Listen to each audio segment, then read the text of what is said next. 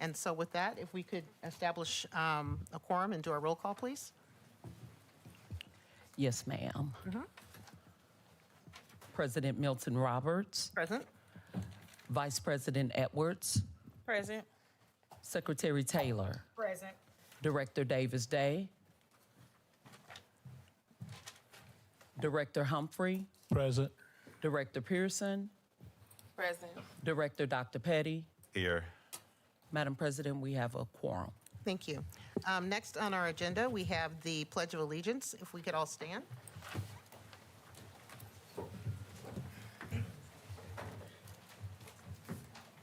Pledge allegiance to the flag of the United States of America and to the republic for which it stands, one nation, under God, indivisible, with liberty and justice for all. Okay. All right. With that, our next item is the agenda. And so we need to get approval of the agenda.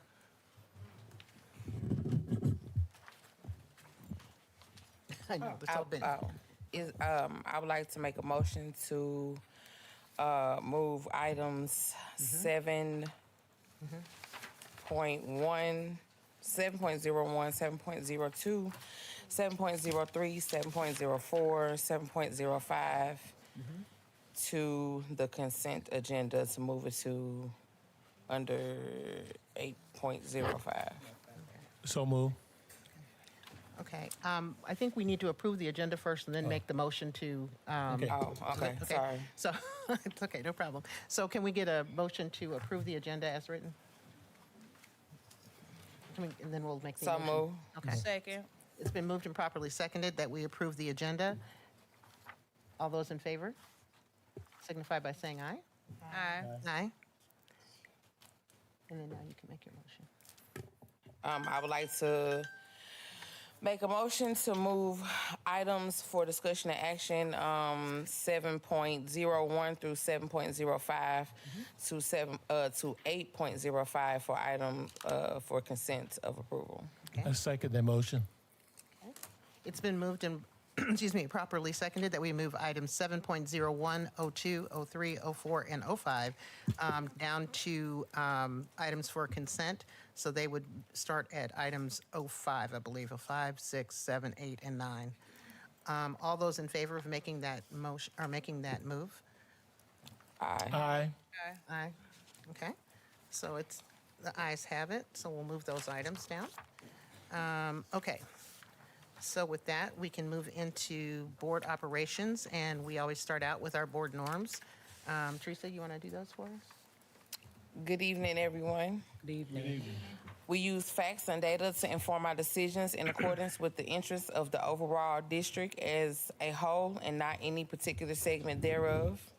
We will support the delegation of authority of the superintendent in the day-to-day district operations and act in accordance with the 6 governing documents. We support the board decisions. We come to the board meetings informed and prepared. We honor our elected role by being in attendance. We will honor all voices by encouraging individual input and listening to others. Thank you. Okay, item 3.02 is the values, and I believe everybody is able to access those in a separate handout, so we'll allow you to read those to yourselves. And then item 3.03 is board reports, and so I'm going to look to my left here. Are there board reports, Madam Vice President? President, before we Yep, go ahead. proceed, we'd like to acknowledge that Director Davis Day has arrived. Thank you. Yes, ma'am. I did. All right. Okay. Oh, okay.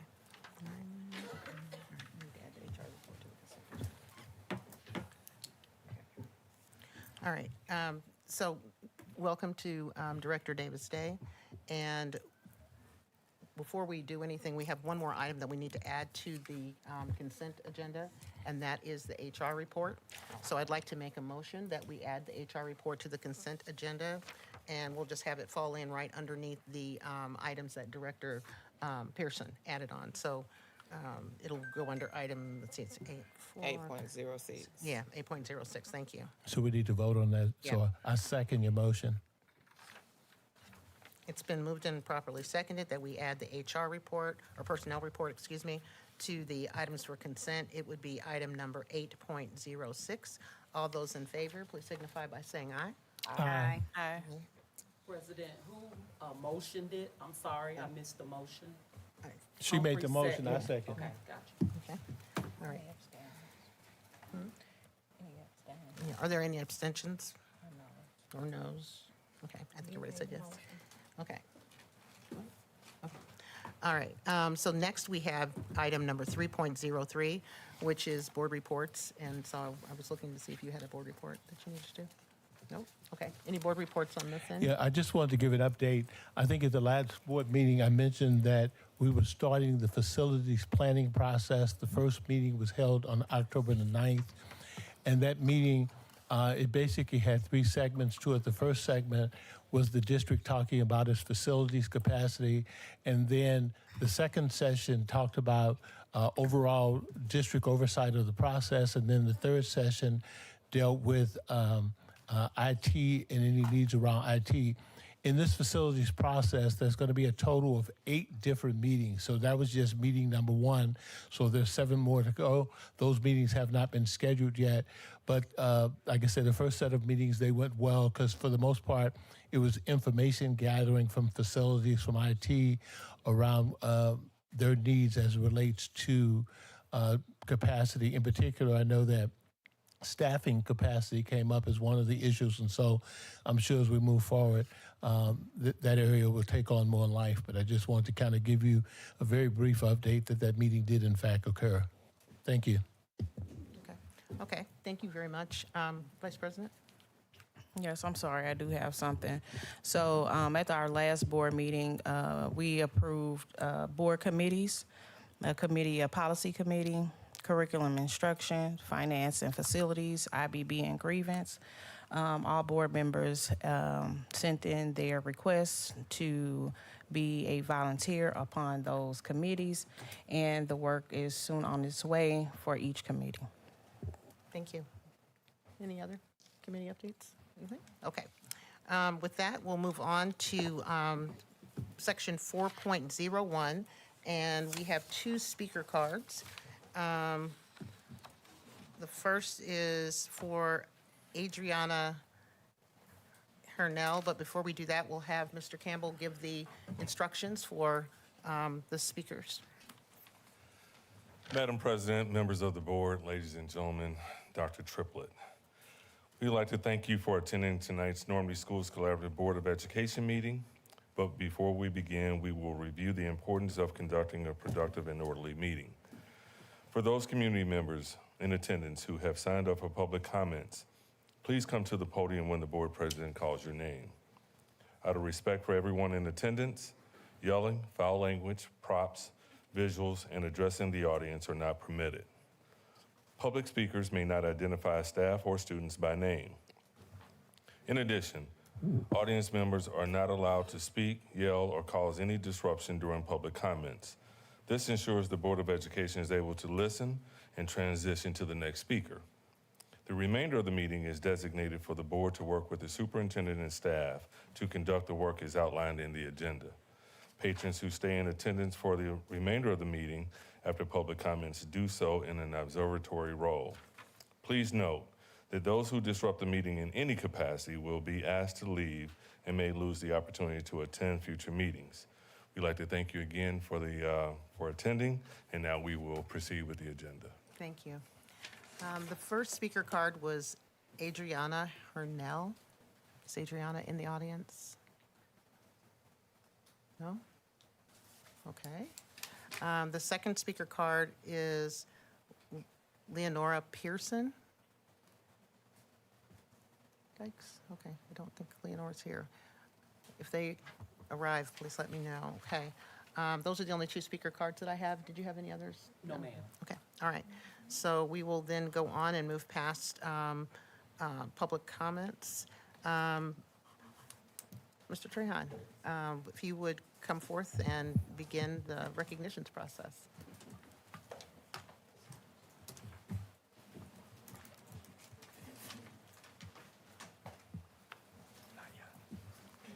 Good evening, Board. President Milton Roberts, Superintendent Triplett, members of the board, welcome.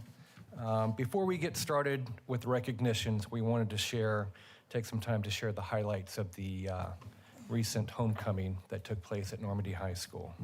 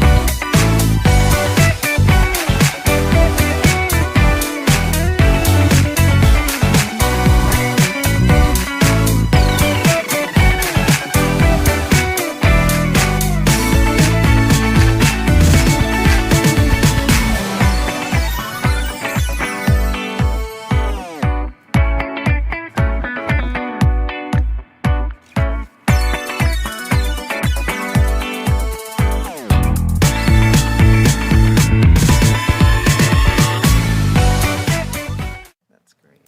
That was great. Thank you. So I wanted to take this opportunity to do a special call out for Kennedy Davis, who is our multimedia specialist who puts these videos together that you've seen. She does incredible work, so we want to thank her. Can we give her a round of applause? We're going to stay with the Normandy High School. We want to invite 17 seniors from the Normandy High School class of 2026 up who were honored at the Infinite Scholars event, which was held on Sunday, September 14th. Together, these outstanding students earned more than $700,000 in scholarships.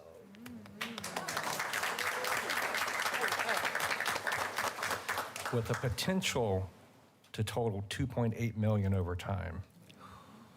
So I want to invite Tiffany Mitchell, Coordinator of Student Support Services in Title IX, to the podium so that she can give you a little bit more information and talk about the great work that's been done by staff at the high school as well. All right, good evening to all of your respective places in Normandy community. Big news for Normandy High School class of 2026. Normandy High School scholars shined brightly at the Infinite Scholars event that was held on Sunday, September 14th, hosted at St. Louis University's Bush Student Center. Collectively, our exceptional class of 2026 students were awarded an incredible $701,000 in scholarships, and that's just the beginning. Because these awards are renewable, meaning they can be received each year, the student remains eligible through the continued enrollment and academic success. To total value skyrockets to $2.8 million.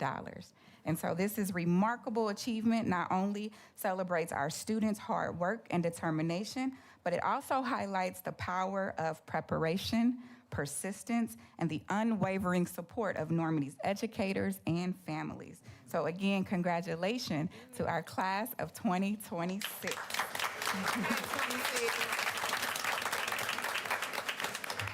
And special recognitions goes out to our senior counselor. When I call your name, would you please come up towards the podium? Dr. Kanidra Ogunaki, she is our senior counselor. Also our sophomore counselor, Miss Sandra Moore. Our SSD teacher and former counselor, Dr. Lynn Friend. Yes. As well as a current teacher at Normandy High School and our senior class sponsor, please forgive me, Miss Sarah Jackson.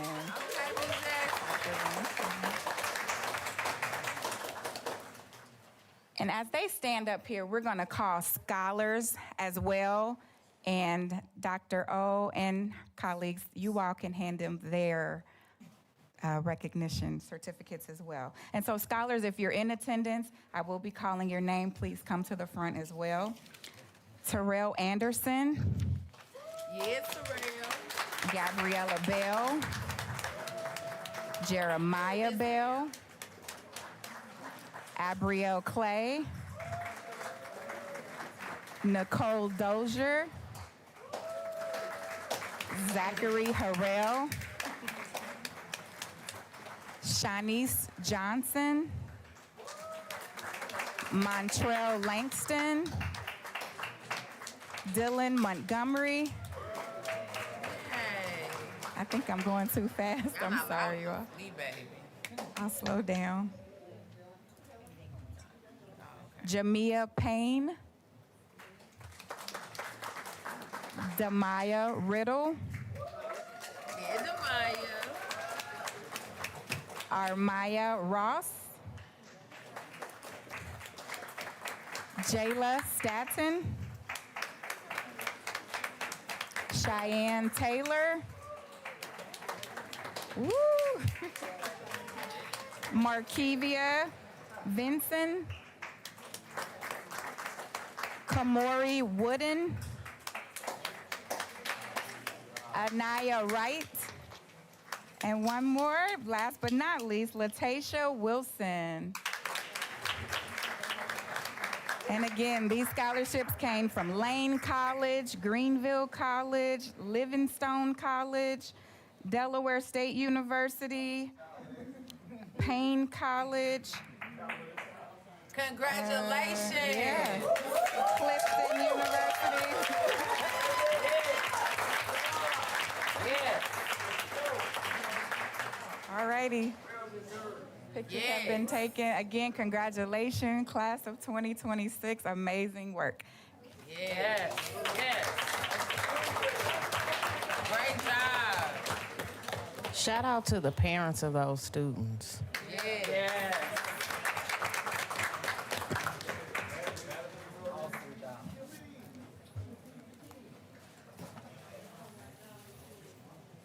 So I told Miss Mitchell not to go very far because she's up next to be recognized.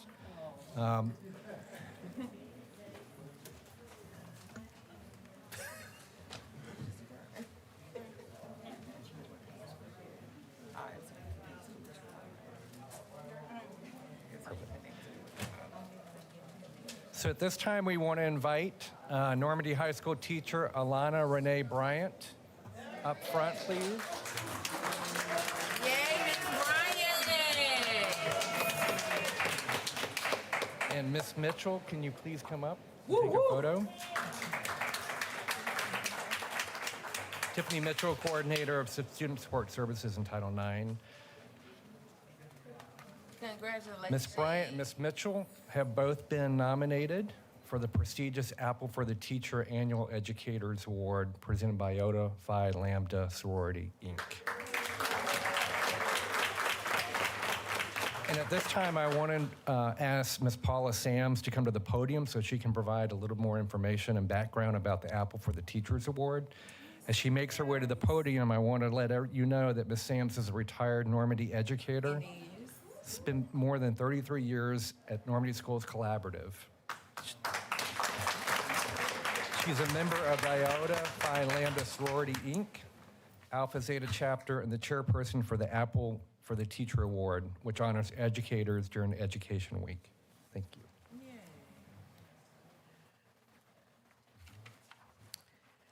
Members of the board, Superintendent Triplett, stakeholders, my name is Dr. Paula Sams, and I have the honor of serving as the chair of Iota Phi Lambda Sorority Incorporated Alpha Zeta Chapter's American Education Week activities. Each year during American Education Week, our chapter proudly recognizes exceptional educators from across the metropolitan area for their dedication and service to students. This year, we are pleased to announce that Ms. Elena Bryant and Mrs. Tiffany Johnson Mitchell have been selected to receive the prestigious Apple for the Teacher Award. The Apple for the Teacher Award luncheon will be held on Saturday, November the 22nd at the St. Louis Airport Marriott Hotel. We encourage you to join us in celebrating these outstanding educators by purchasing luncheon tickets and/or placing an ad in our souvenir journal. Proceeds from this event directly support students through scholarships. Each year, our chapter aims to award a minimum of $8,500 in scholarships to graduating high school seniors and $675 in prizes to 6th through 8th grade students who participate in our annual essay contest. Last year's third-place essay winner, Alea Gainey, was a senior at Normandy High School. We look forward to celebrating this occasion with Ms. Bryant and Ms. Mitchell and all who continue to inspire excellence in education. And I would also like to, for anyone in the audience that has received the apple for the teacher, please stand.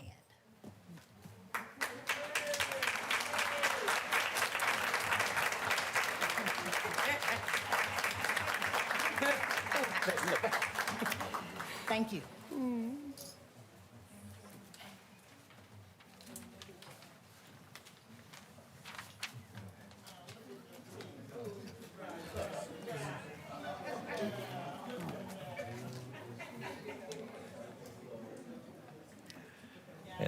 At this time, we'd like to invite Jose Helea de Souza, Science Chair at Normandy High School, up front, please. Thank you. Mr. de Souza has been selected as a 2025 CEE Change Fellow by the North American Association for Environmental Education.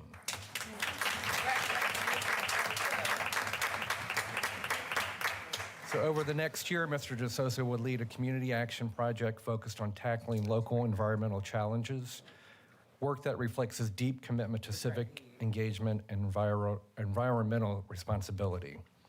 This prestigious fellowship is made possible through the support of the Cedar Tree Foundation and the Sam and Mary Lawrence Foundation.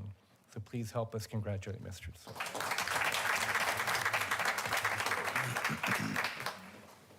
And we're going to ask Dr. Triplett to please remain standing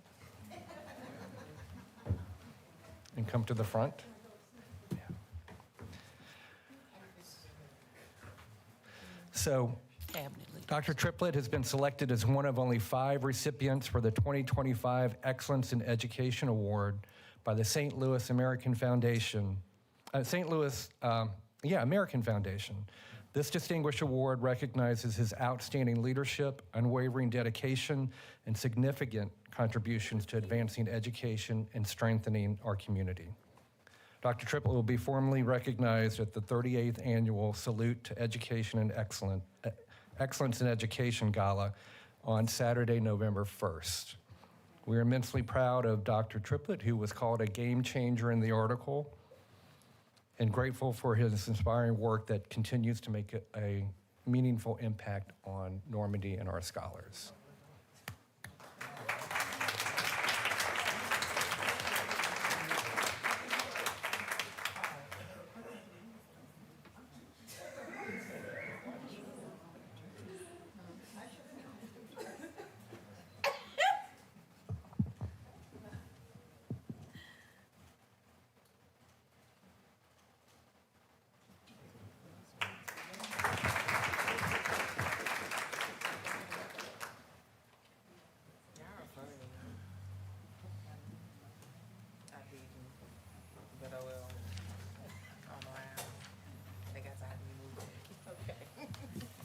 It's nothing like a little bit of celebration. That's good.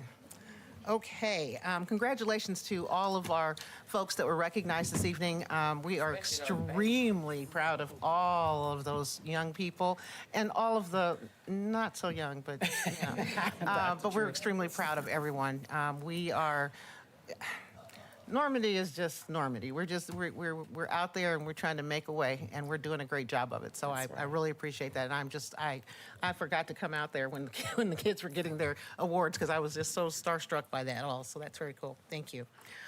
Okay, we're going to go on and go into item number 6, which is, the superintendent's report along with his team, and he has quite a few items for information that he's going to share or that they are going to share. We're going to start out with item 6.01, which is in. Oh, Oh, okay. Item 6.01, which is our beginning of the year iReady report. And I believe, Dr. McConnell, you're going to take the lead on that?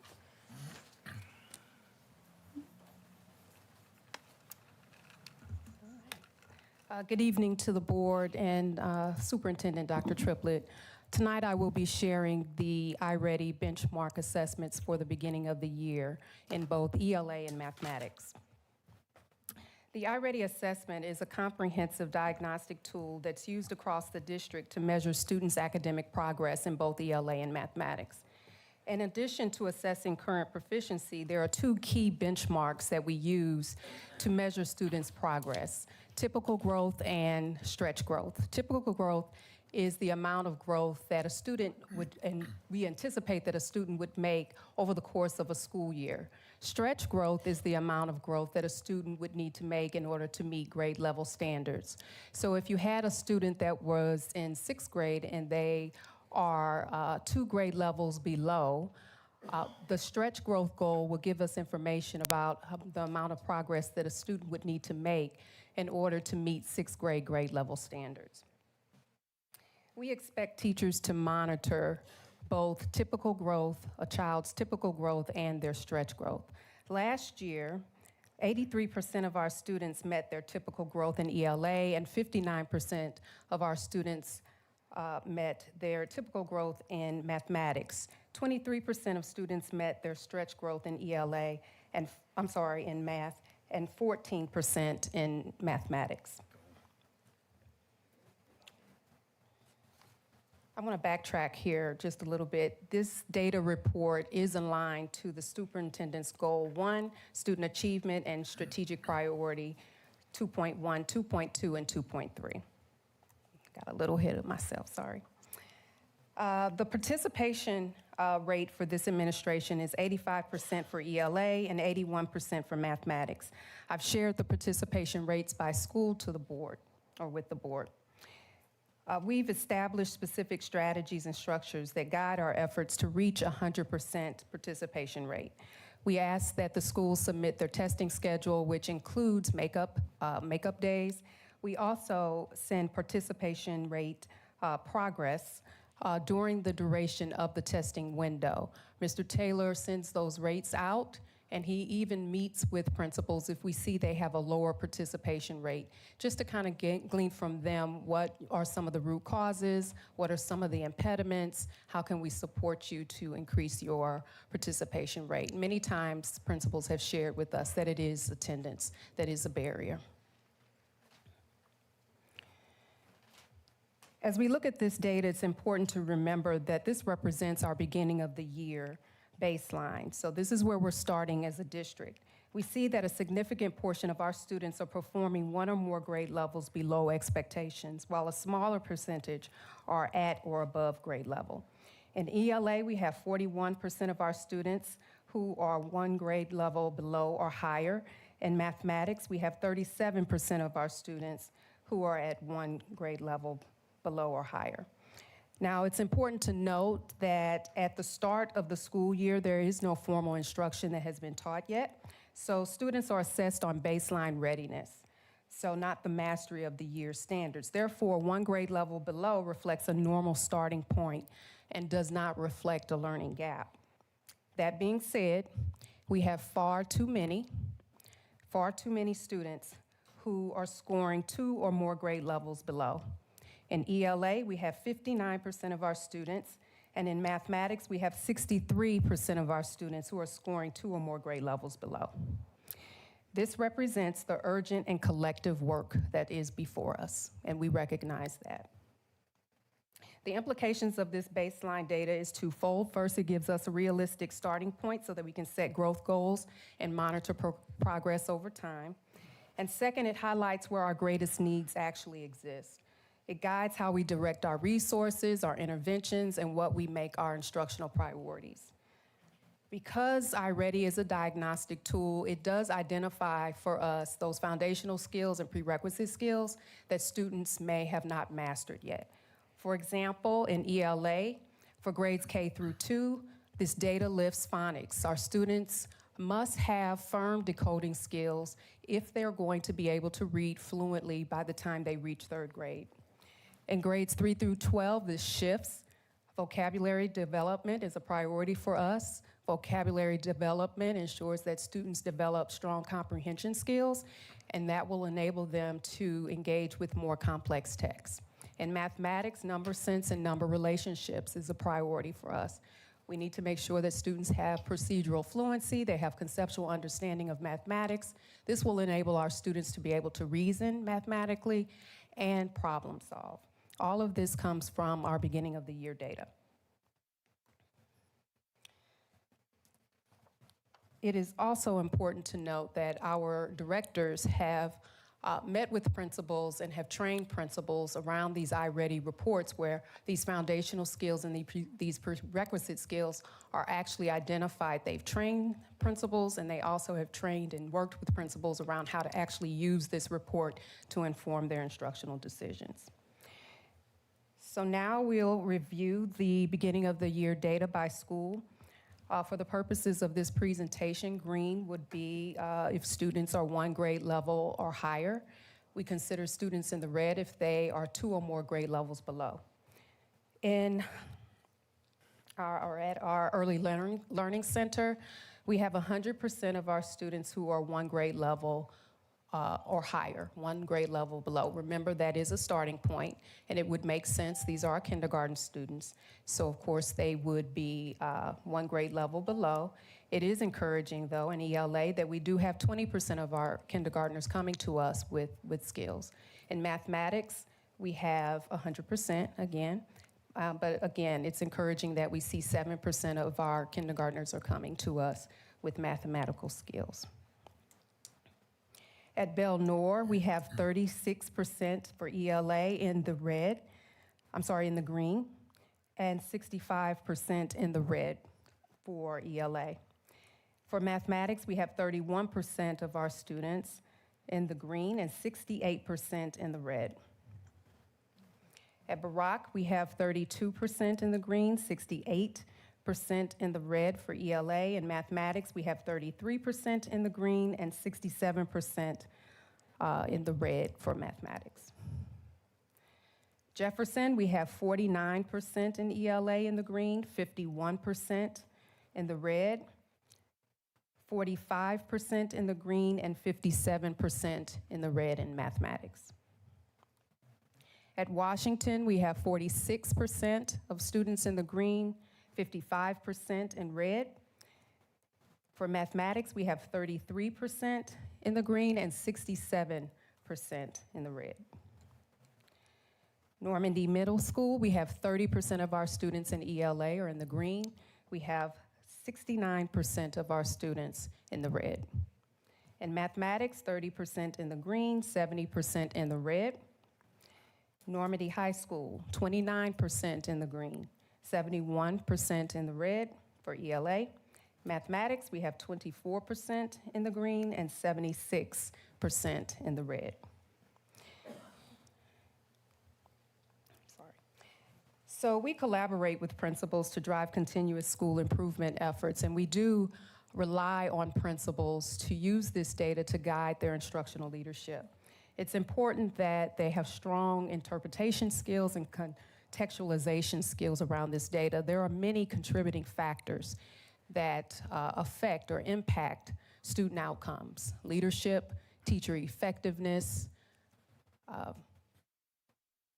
attendance, discipline, and social and emotional factors. And it's important that our principals are able to make meaning of this data and contextualize this data for their staff. We also ask that our principals be very keen on developing or understanding trends. That longitudinal data is very important, and be able to relay this to their staffs as well. This data is also rooted in evidence and not assumptions. We have what we call principal collaborations with the C&I team, or principal one-on-ones. This data is at the root of every meeting, and we have some courageous conversations with principals around student achievement data, this data and interim assessment data as well. Anytime you have 59% in ELA of your students who are 2 or more grade levels below, and 63% of your student population 2 or more grade levels below, you have a Tier 1 issue. And we recognize that we have a Tier 1 issue, although we do have Tier 2 supports. We'll talk about, or you'll hear about, some of those supports at the high school with Read 180, Algebra AB, and then at the elementary level, we have small group instruction. But this data speaks to us, and we cannot ignore that we have a core issue. And so the directors, along with instructional coaches, have been working with principals around what does effective instruction look like in an ELA classroom? What does it look like in a mathematics classroom? What are teacher behaviors? What are student behaviors?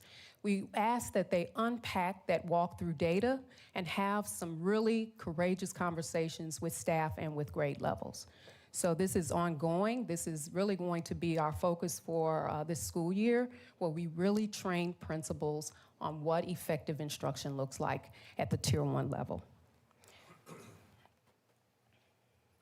The C&I department functions as a bridge between this raw data and classroom practice.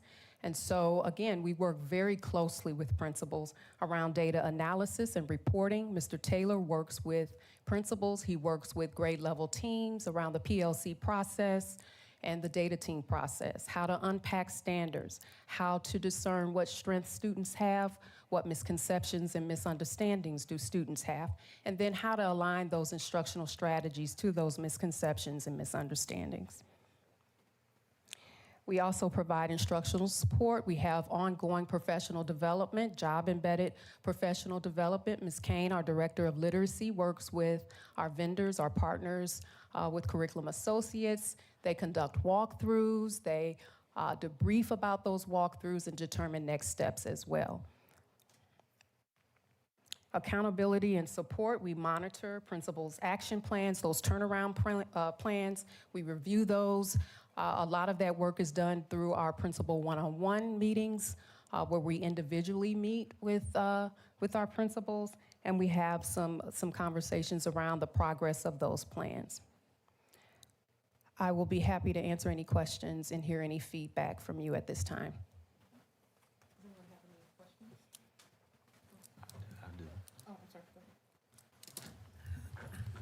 Good evening, Dr. McConnell. Good evening. Thank you for your presentation. If I heard you correctly, you mentioned that iReady is a diagnostic assessment. It is. My question then would be, what tool are we using as a comprehensive assessment of student performance and academic achievement? We're using iReady. It is a diagnostic assessment, but we are using that as our benchmark assessment as well. It gives us proficiency. It also sets proficiency goals for us, and it's aligned to MAP as well. I have just one more question. You mentioned that you use the diagnostic benchmark to set growth goals and monitor progress. It sets the goals for us, typical growth goals and stretch goals, yes.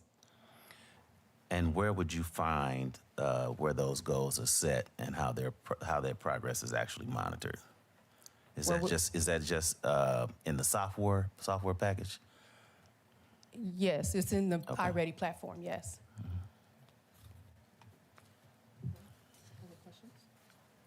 Any other questions, Dan? And Dr. Petty, we do use common formative assessments to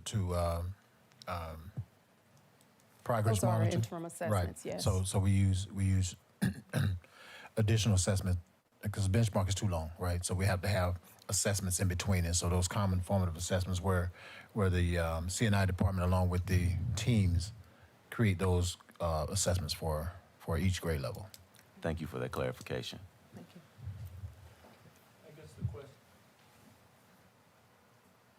The question I have, I know as you were talking about the data and you were talking about specifically the supports that are being provided to second and third tier students.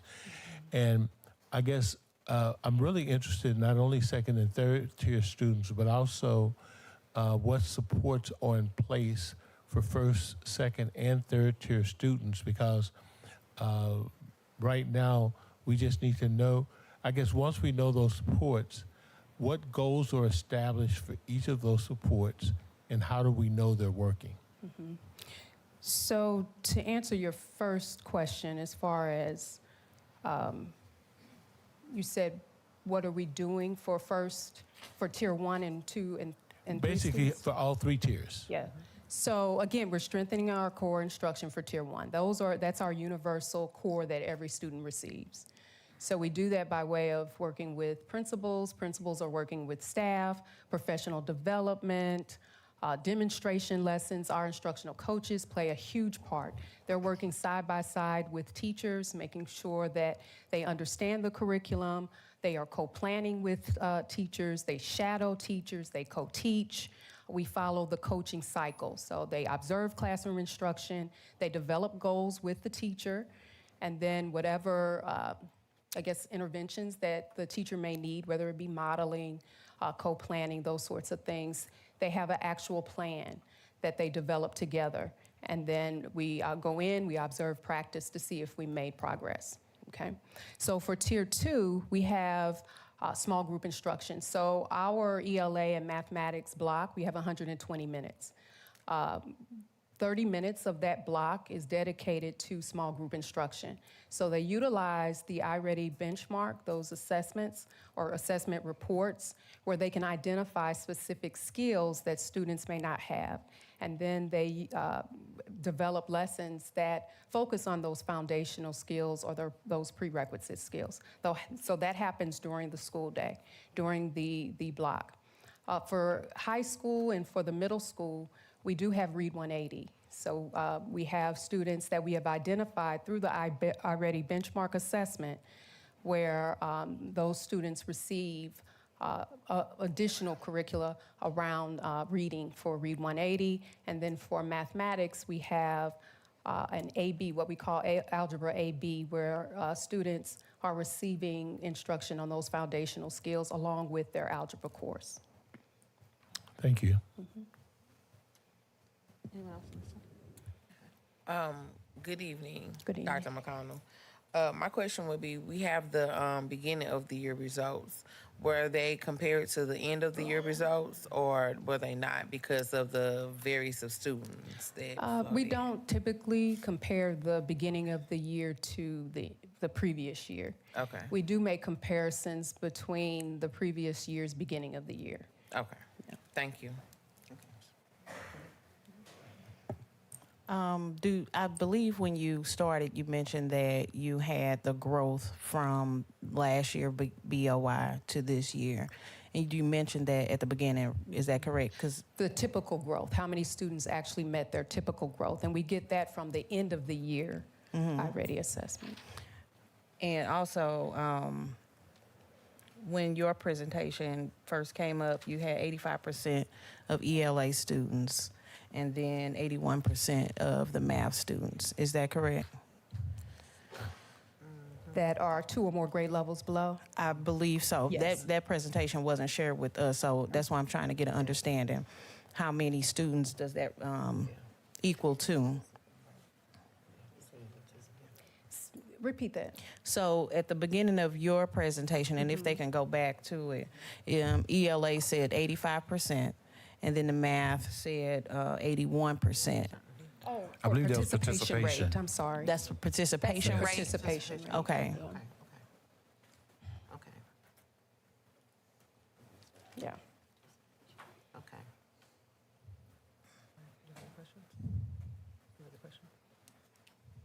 I have a question also. What I heard was that there is some growth opportunity around phonics and, things like that. And so I know that the library, and I don't know if we are invested in the Lexia program, and I just heard about it today, so don't ask me a whole lot, but supposedly there's an online resource that they have spaces for 500 people, and they were wondering if we had that as well as part of some of our Power School and so forth. We can talk offline about it. Okay. Okay. But it may be something that they could do at home, because my question actually is, what is it that the families can do in the community to help? Because obviously, you're giving the students their marching orders, here's what we need you to do, and the teachers and the principals. But what is it that I, as a parent, need to do? Because do we need to do some parent education workshops? What is it that we're doing to bring them into the fold as well? Well, we ask that parents sign up for Power School because that is one way that they can track their child's progress as far as grades. We also ask that they get their student or their child to school on time, so attendance is important. If students are not here, they cannot learn. We also make reports available to, these iReady reports available to parents as well. So we could work with principals to make sure that those go out to our parents so that they can see and get updates on beginning of the year, middle of the year, and of course, end of the year reports as well. Okay. We also have several of our schools that are offering tutoring after school. So if they are interested and able, sign their child up for tutoring as well, because we do focus on those foundational and prerequisite skills during that time. Okay, Director. Go ahead. I wanted to come back to the participation rate. I'm sorry. Out of how many students is that 85% and 81%? That's what I need to know. Okay, I can get you that information. Okay. My question, sorry, Dr. McConnell, you stated that the information about the iReady results can be in Power School. No, or- not in Power School. Oh, okay. Yeah. No, I was making sure that parents know that they can sign up on Power School because then you can track, grades, Everything, assignments, yeah. all of those things. Yeah, it's a very good tool, you all. Yeah. And we invested in it, just for you, so. Madam President, if I could. As you were talking, I guess last year we were tracking the number of parents that had actually enrolled in Power School. And I think it would be very. We're still doing that. We still do. We're still But doing if we could, can we report on that monthly just to let us know what kind of progress? Because I think in the world that I live in, the only number that's important is 100%. And so we got to figure out how to get all of our parents engaged in that particular tool. The other question I have, and I'm not sure if you have this answer with you tonight, but when you look at the end of the year progress of all students, what percentage of our students in the district achieve 1 year's growth? We have that. 83% of our students achieve that typical growth goal, which is the amount of growth that a student is expected to make over the course of an entire year. So 83% in ELA and 59% in mathematics. Okay, and I guess, and I'll just say this and I'll get off the subject, but I think one of the things is there a way to challenge our system to get to 1.5 years growth per student? The reason why I say that is that if a child is 2 years behind, if they only get 1 year's growth, they're going to always be behind. But if we get them to 1.5 years within 2 years, they will be there. The same thing with kids that are 3 years. And so that speaks to the level of additional supports we may need to identify to give to our students, because the number of students that have been 2 and 3 years behind, we've been carrying those numbers way too long. And so we just need to figure out what can we do system-wise to try to accelerate that. Noted. And to add to that, we also know that when we have summer breaks and things of that nature, that we have, a lag. Okay, kids kind of digress a little bit during the summer. So, as part of what you all are doing, are we looking at, or could we look at, how do we utilize summer? How do we utilize, summer enrichment, for all students, not just the students that are behind, but for all students? Because not only do we want to see the students that are behind get caught up, but we want to see the students that are on the front end excel even more. So how do we drive that and make learning really something for the whole family and for the children that is exciting and something that they want to do and they want to knock the numbers out of the park? So how do we do that? Okay.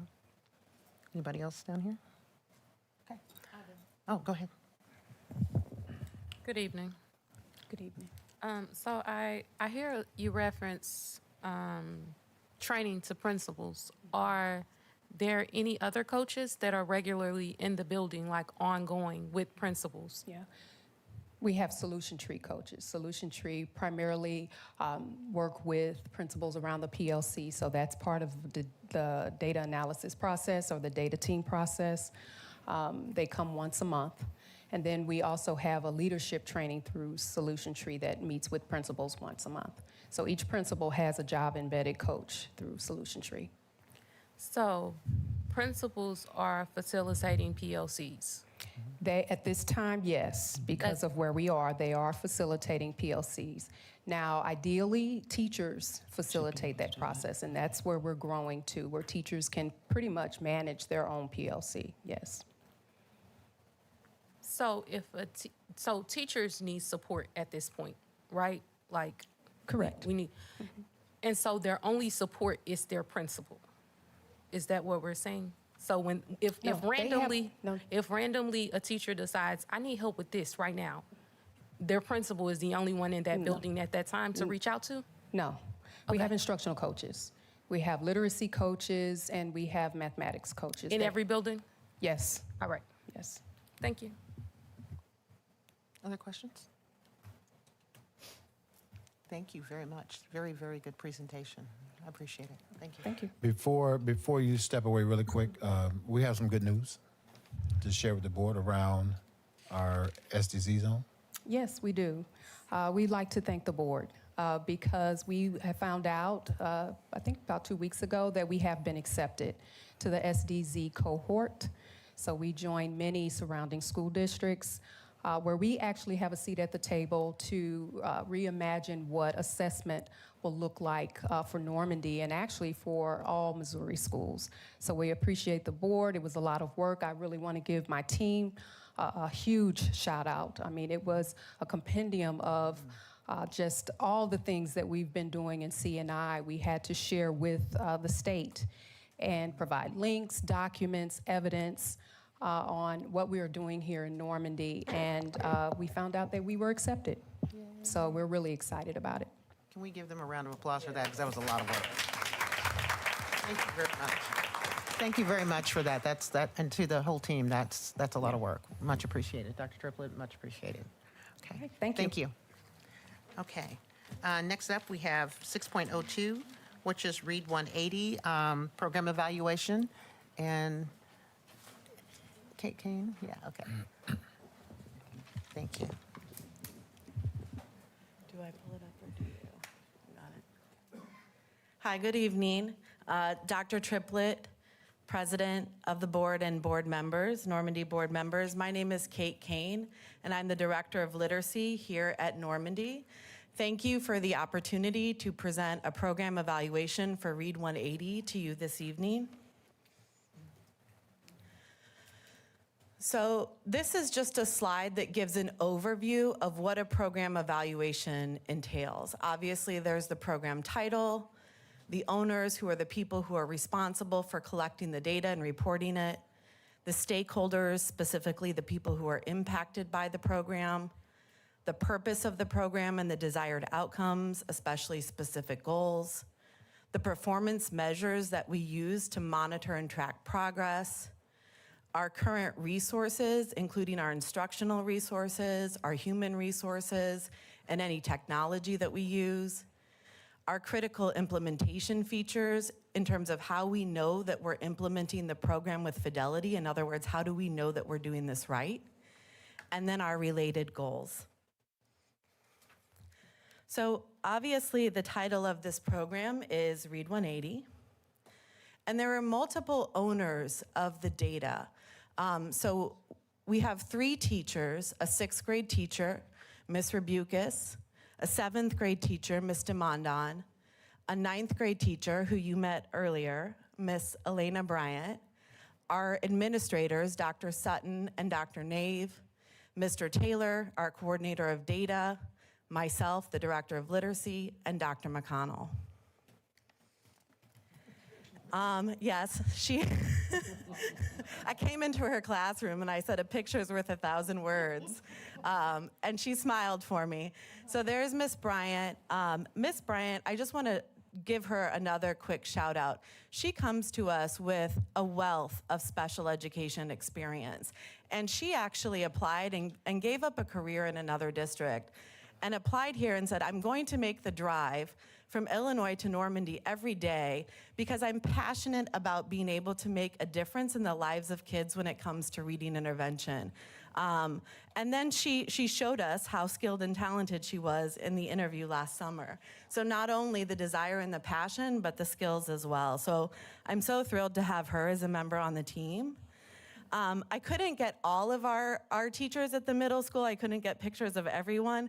This is Miss DeMondon, and this is a picture of her classroom, our 7th grade teacher. She and Miss Rebucas are equally as passionate about reading instruction for our middle schoolers. They dedicate their time to learning. They get online at home with our Coachly subscription and learn on their own. They work with families. They make phone calls every night to families to reach out, to continue to communicate them. And they've been working tirelessly with students every day. So these are our stakeholders. We have multiple stakeholders or individuals who are impacted by this program. First and foremost, and most importantly, our students. So this year we have 69 6th graders, and that's out of 193 6th graders, the last count I had. 69 7th graders, and that's out of 197 7th graders. 102 9th graders. Of course, our families of students in Read 180, our Read 180 teachers, our administrators, and then our counselors have also really played a key role in this initiative. I want to make 3 quick points about the students and the data about the students. All of these students are reading at 3 or more grade levels below their current grade level. So all of these students were identified with the iReady reading diagnostic as reading 3 or more grade levels below their current grade level. Our middle school students actually need additional work in foundational literacy skills. So when I say that, what I mean is they need more support with things like decoding, with fluency, with vocabulary. They were all identified through end of the year iReady data, but then we used multiple data sets at the beginning of the year to make sure that we had the right students. So we took last year's end of year iReady data, we pulled the data again at the beginning of this year, and then Read 180 uses what's called the NWEA evaluation, and that gave us an additional measure of reading. So we looked at those data sets in cooperation with each other to make sure that we had the right students in the program. And we right-sized it because we don't want to leave any kids without the program who need it. So the major purpose of Read 180 is to accelerate the reading growth for students who are identified as performing 3 or more grade levels below. And our overarching goal is to move students toward grade level proficiency as quickly as possible. So how do we do that? So if you remember, probably, it's been a while, this visual demonstrates the blended learning model that we use in Read 180. So there's 3 components to the program. This is how we do it and how we are achieving this goal. Number 1, there's a student application component, and that takes place on the computers. So students get on the computer, because they've tested in the program itself, the computer aligns to their current instructional level. So then they have different opportunities to do things like work in the reading zone, where they read passages and take quizzes, or work in the word zone, where they're actually working at the word level to work on decoding and spelling. Or the spelling zone or the success zone.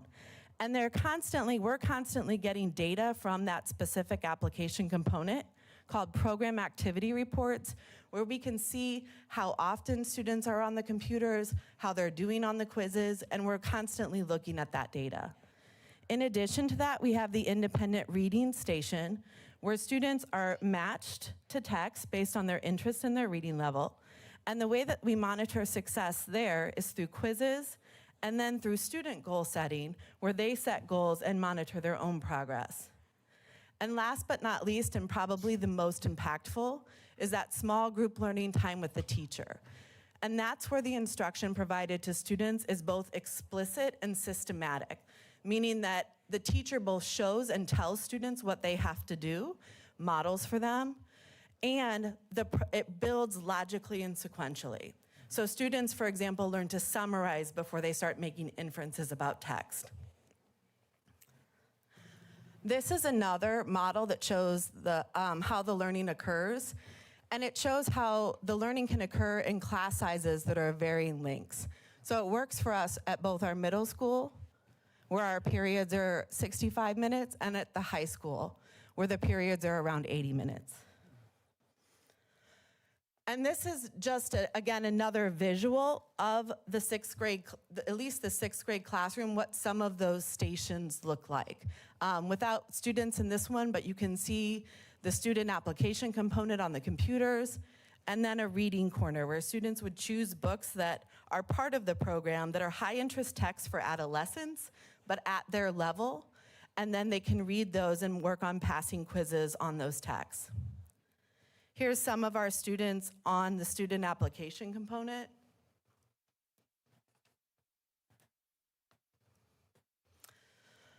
So we wanted to set specific goals so that we know whether or not we're successful by the end of the year. So the way that we set these goals was to use the iReady reading diagnostic, and they have something that's called a projected proficiency report. And that report tells us essentially what our data will say if students meet their typical growth goals at the end of the year, and also what our data will look like if students meet their stretch growth goals at the end of the year. So these goals were set using our stretch growth because we're really trying to accelerate students' progress as this is an intervention. Students are getting Read 180 in addition to their core instruction. So you can see for sixth grade, we're trying to decrease the students who are reading 3 or more grade levels below from 69 to 34. In seventh grade, from 51 to 18. And in ninth grade, from 54 to 20. So we have multiple performance measures, and I reference this just briefly, but I'll go more into depth. And these are our results for ninth grade for last year. Now, I don't have data for sixth and seventh grade because our teachers came much later in the year. So we will have data for this year for sixth and seventh grade. We have data from the beginning of the year and the end of the year for ninth grade last year. So last year, Read 180 used what was called the HMH growth measure. This year, they've transitioned to NWEA. So at the beginning of the year, you can see where students fell. 61.3% of students were more than 2 or more grade levels below, and 4 were on grade level. At the end of the year, 42% of students were more than 2 grade levels below, and 12 were on grade level, and 14 were above grade level. This was corroborated by the iReady reading diagnostic. We're always trying to look at more than one data set to make sure that they're aligning. So our iReady diagnostic for the ninth grade, because that's where we're implementing Read 180 currently, 63% of our students were 3 or more grade levels below, and 19 were at or above grade level at the beginning of the year. At the end of the year, 42% were 3 or more grade levels below, and 43 were at or above grade level. So this is just a picture of the raw data. So this one reads a little differently. The beginning of the year is actually all the way on the right. So that's the beginning of the year. And then on the left is the end of the year. And then here's iReady for ninth grade from last year. So on the bottom line, you can see fall. And if you look over in the dot that's the dark red, in the dark red, we had 63% of students, and that decreased to 42% by the end of the year.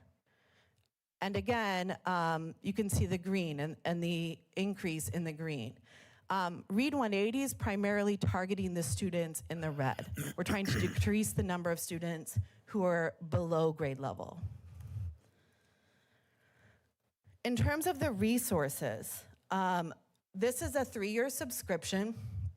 So it cost originally at the outset $147,000, 124, and that included the professional development. That included all materials, all licenses, and we have that for 3 years. So we get all of the student-facing materials for 3 years. So we get the licenses, the textbooks students use. The PD, we pay for every year. So the professional development for 25-26 was $19,000, and that includes 4 in-person, 6-hour professional development sessions, Coachly licenses where teachers can contact, and I use one too, you can contact a Read 180 coach literally at any time, and they get back to you. They help you, they show you how to do things. It's essentially online coaching.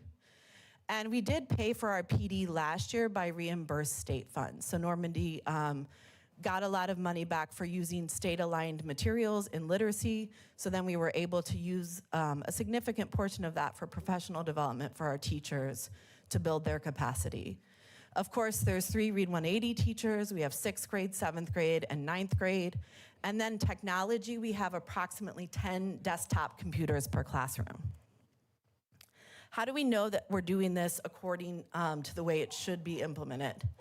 We have annual leadership reviews. So last year we started where the principals from the middle school, the high school, Ms. Bryant joined us. We all came together, we worked with Read 180, we reviewed multiple data sets, we looked at those data sets, and we worked to create an implementation plan for this year to continue to improve and improve our results. We have an implementation schedule where we have regular analysis of those program activity reports, which shows us how kids are doing on the quizzes, on the online portion of the program, how much time they're spending on the online, which is what really helps us get the growth. We do classroom walkthroughs using the Read 180 implementation tool, and that just basically says, do we see evidence of these components or not? And then we also look at instruction in those classrooms. We also work with HMH on an ongoing basis, Houghton Mifflin Harcourt, to really make sure that we're implementing correctly. Here are our 2 goals. So we're really focusing on student achievement and making sure that our students are getting ready for college and career. If I could make any recommendation whatsoever, it would be to expand this program to 8th grade and 10th grade based on the initial results in order to really continue to move students out of the red and get them up to grade level as quickly as possible before they graduate. And ideally in middle school to send students to 9th grade at or on grade level. And I did ask Ms. Bryant to give me just a little bit of a quote about why Read 180, why it matters so much for students. And I'll let you read it, but I'll just read the last paragraph that she wrote. Structured yet flexible, highly scripted yet responsive, Read 180 allows me to meet every student exactly where they are. The Normandy Schools Collaborative is leading the way in using evidence-based interventions that truly move the needle for struggling readers. More districts should follow our lead. And I'd be happy to take any questions or hear any feedback you have. Thank you. Any questions? Okay, go ahead and start. Good evening, Mrs. Kane. Good to Good see evening. you. I have one question. I believe, if I'm correct, you mentioned the HMH growth measures for at or above grade level. They don't necessarily correlate to MAP data though, right? HMH growth may or may not. I don't have that correlation. NWEA is what they use now. So HMH, Houghton Mifflin Harcourt, purchased NWEA. It used to be called NWEA MAP. You're familiar with it. But it's essentially a growth measure that gives us a baseline performance and measures growth over the year. That's what we're using right now. So that's what we used at the start of the year to align to our iReady data. So far, it was aligning. So far, we saw that the NWEA data aligned to the iReady data in terms of who we were identifying for the program. There were very few discrepancies. So just one follow-up. Sure.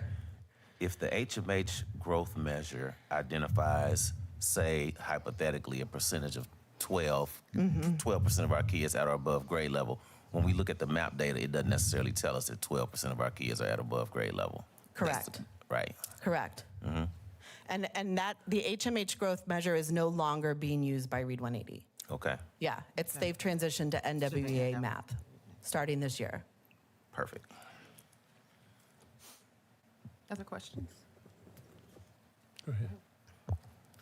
Good evening, Good evening. Ms. Gain. You answered one of the questions, which was the recommendation for the 8th and 10th graders. My second question was, we didn't get this information.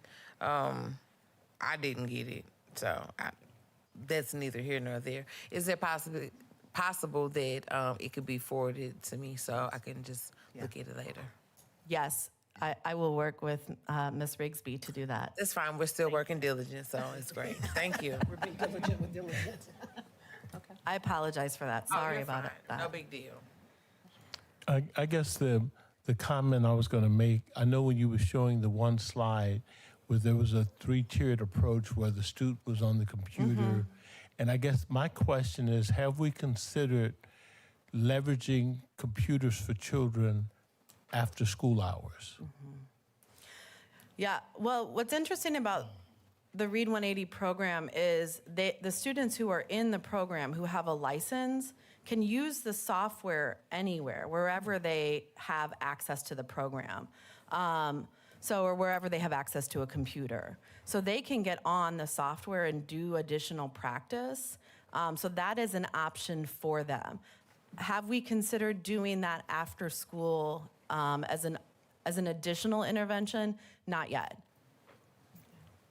And I only suggest that because if we're looking for ways to accelerate learning, it's just a suggestion. Right. Thank you. Anyone else? Questions? I have one other question. So you said that they have access, that they can use this anywhere. Is that something that they already know, or is that something we're getting ready to tell them, or like, is it already implemented? To my knowledge, they know it. Okay. Yeah. Because that may be, something that their parents, again, how do we get the Yep, parents and we involved? need to continue to make that transparent to families. Yeah. Yes. Okay. Other questions? Anyone? Okay. Thank you. Very much. Great presentation. Okay, the next item on the agenda, 6.03, is the assessment calendar for 2025-2026. And we have Mr. Brooks coming in. Welcome. Good evening, board, and to our superintendent and community members.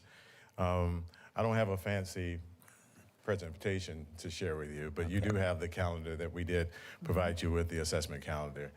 So my conversation is really brief, and it's based off the board policy of IK-1 assessment programs and the superintendent's goal number 1, student achievement, and strategic priorities 2.1 and 2.2. We're pleased to present the 25-26 assessment calendar for your approval.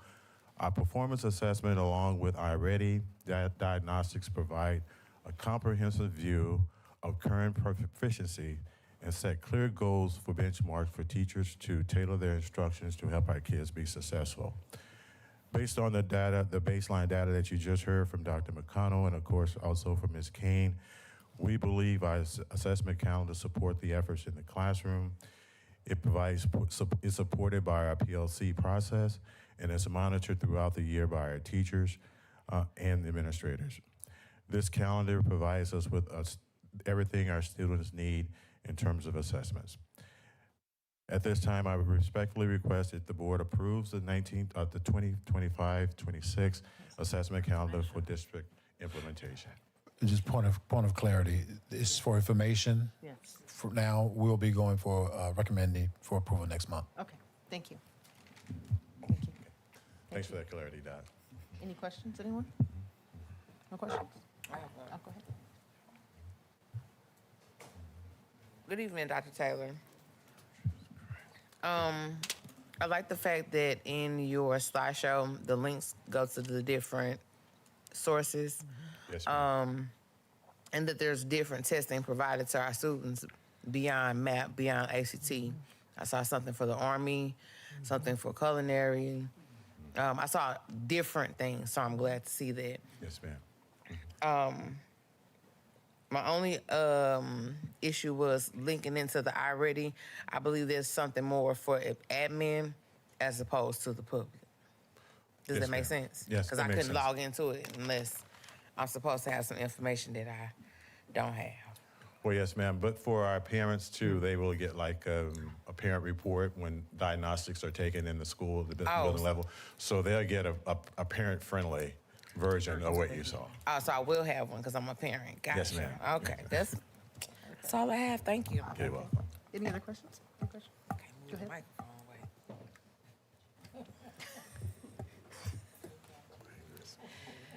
Good evening, Dr. Taylor. Good evening. How are you, Mr. All Taylor? right. How are we, and I see your calendar laid out for the duration of the testing windows. How are we preparing families for this duration? That's a good question. And usually at the building level, principals are, of course, aware of this calendar, and they're sending out information via students take it home with a leaflet or communicating on their website, and also a phone blast that we receive as well. So assessment, and then the calendar also is shared with, a smaller version of this calendar is shared with parents as well. So it's never an I got you or surprise that assessments are coming up, because the building principals are making sure that's occurring. Thank you. The reason why I asked is because I know that when Dr. McConnell was up, we talked about the assessments of students and how many students were assessed and not assessed. I know that in the past we've had issues with getting all students assessed. Yes. So that is a concern that we push a little harder towards making sure the families are communicated significantly about the duration periods and what that means for their student and the attendance for their student. Yes, ma'am. Thank you. Other questions?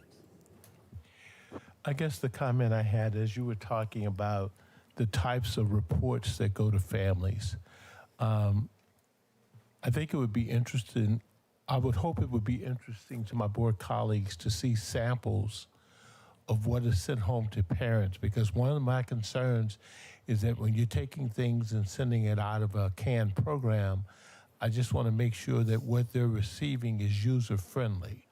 You know, because if they get it and they don't understand it, then it goes to the file 13.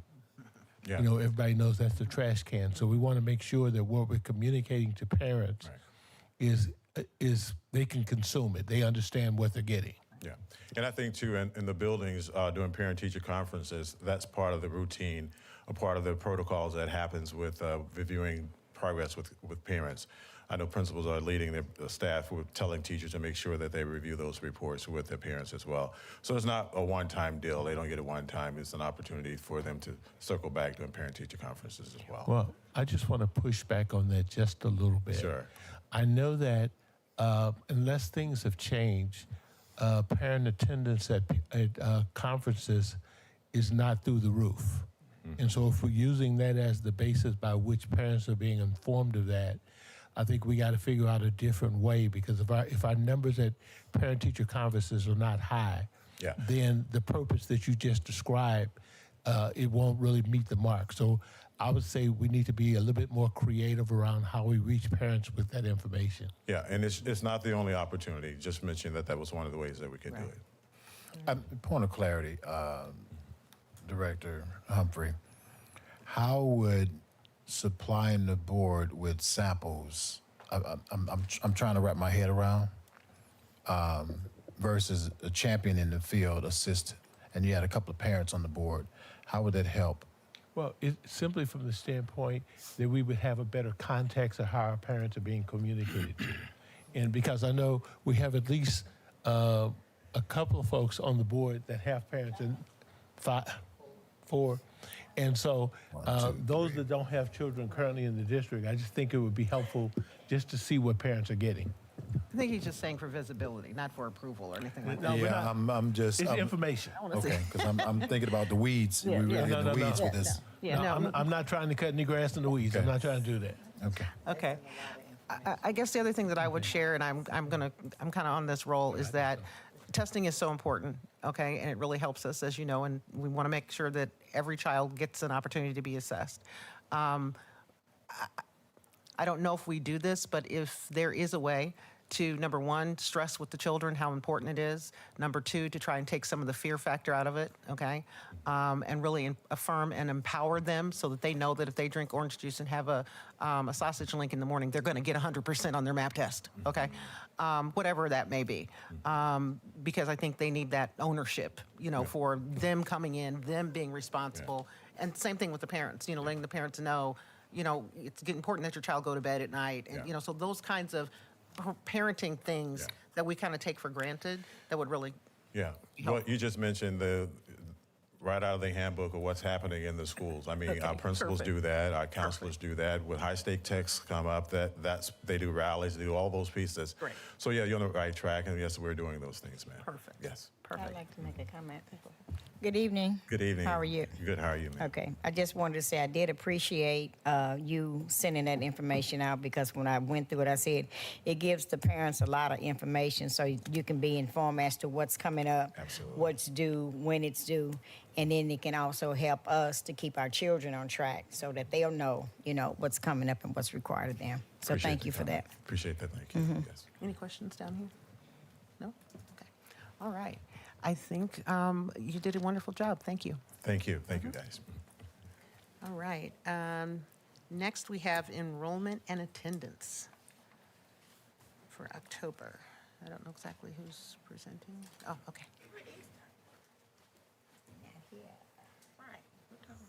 Hello again, and greetings to Superintendent Dr. Triplett, Board President Ms. Milton Roberts, and each of the board directors and Normandy community, including our mayors. Good evening again.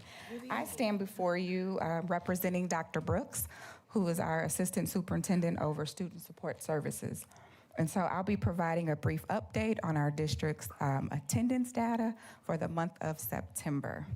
As a part of this presentation, I want to highlight how we're aligning our attendance reporting language and metrics with DESE's current accountability measures under MSIP 6. So I think I pressed enter. All right. And so you've typically heard the term 90-90 as our attendance goal, meaning 90% of students in their seats 90% of the time. While that remains our aim, DESE updated expectations requires us to look at attendance through two key measures. And so the first one is actual daily attendance, ADA. This is simply the average number of students present each day as a percentage of total enrollment. And then second, we look at proportional attendance rate, which gives us a more complete picture of attendance by taking into account each student's total enrolled time and attendance duration. In short, this shift helps us ensure that our reporting better reflects reality, especially for students who enroll late, transfer mid-year, or have unique attendance situations. So what is proportional attendance? Proportional attendance is DESE's preferred method for measuring attendance accuracy under MSIP 6. Rather than counting simple daily presence or absence, this approach weights each student's attendance based on how long they were actually enrolled. And so, for example, if a student joins mid-year or withdraws early, their attendance rate is adjusted so they're not measured the same as a full-year student. In short, proportional attendance tells us how well we're engaging students during the time they're with us. It's a fair and accurate reflection of their participation. So to support this work, our district holds weekly attendance meetings with school teams to review patterns, identify barriers, and take proactive steps to improve consistency and engagement. These meetings ensure attendance isn't just monitored, but it's actually managed through collaboration and early intervention. So as you can see, this chart gives us a snapshot of how our attendance trends looked from week to week in September. Tracking weekly averages allows us to identify dips early and address attendance concerns quickly. Following these meetings, our social workers, our family engagement liaisons, they conduct home visits and direct family outreach to help remove barriers that may be impacting attendance. These targeted supports strengthen relationships with families and ensure students receive the resources they need to return and stay engaged. Our goal is to keep consistent engagement throughout the year, not just meet a single monthly target. So as you can see, for the month of September, we were at 78%, September 12th, 75%, the 19th, 75 again. September 26th, we reached a height of 88%, averaging the month of September 79%. This concludes the overview of our current attendance reporting and tracking process. I welcome any questions or feedback from the board. Questions? Go ahead. Oh, I'm sorry, I don't have a question. Wrong person. Any questions? Okay. Questions? I'll do 'em. Okay.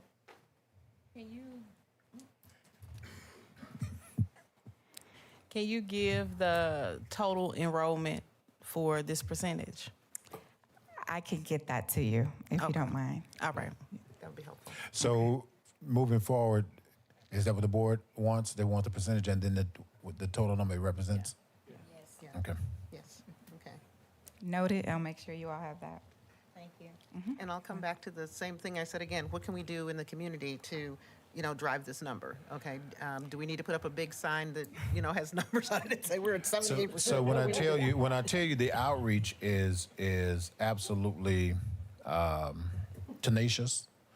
We not only have weekly meetings at the building level, but we have our Motown meetings at the district level as well, and that really candid conversations come out of that meeting around coding and how are we tracking students at the building level, what conversations are being had, how are we tiering students with their attendance, who can still make the cut, and how do we support, because we have tier 1, 2, and 3 attendance students too. So we really have some candid conversations at the district level, and then we actually go to the building's attendance meetings to have conversations with them as well.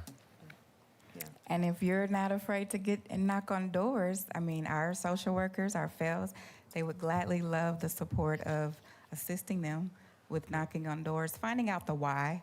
Right. We're finding out that some students are right there in the home, and the parents are saying, well, they're ill, or we know they haven't been there, we'll send them next week, just all kind of excuses. And so we do try to offer the resources, inform them of, educational neglect if they hadn't heard of it. And so and it's not a scare tactic, but just encouragement, like, hey, your child needs to be in school. Right. So you're welcome to go on home visits. I guess the other thing that I would say also is, again, this desire to learn and this joyful learning, which is what we're trying to do, has to be a part of what the child wants to do too. Absolutely. So are we, kids are competitive, okay? Are we saying, hey, at the end of the year, we want to know who's first, who's second, who's third, with attendance and so forth? Because sometimes you can incentivize the kid. Doesn't have to be a prize, but just, that recognition, if you will, to help them to drive that process. Because sometimes it's mom doesn't feel like going, and sometimes it's the kid doesn't feel like going, and it's nothing better than a kid saying, Mom, I got to go.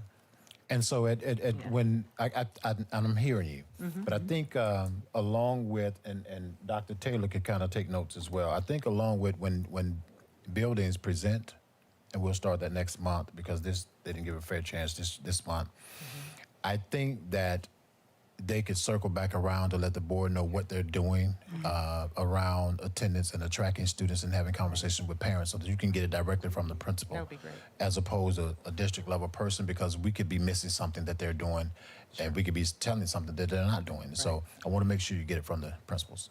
That's perfect. And if you need us to knock on doors, we're happy to do that. Thank you. Okay.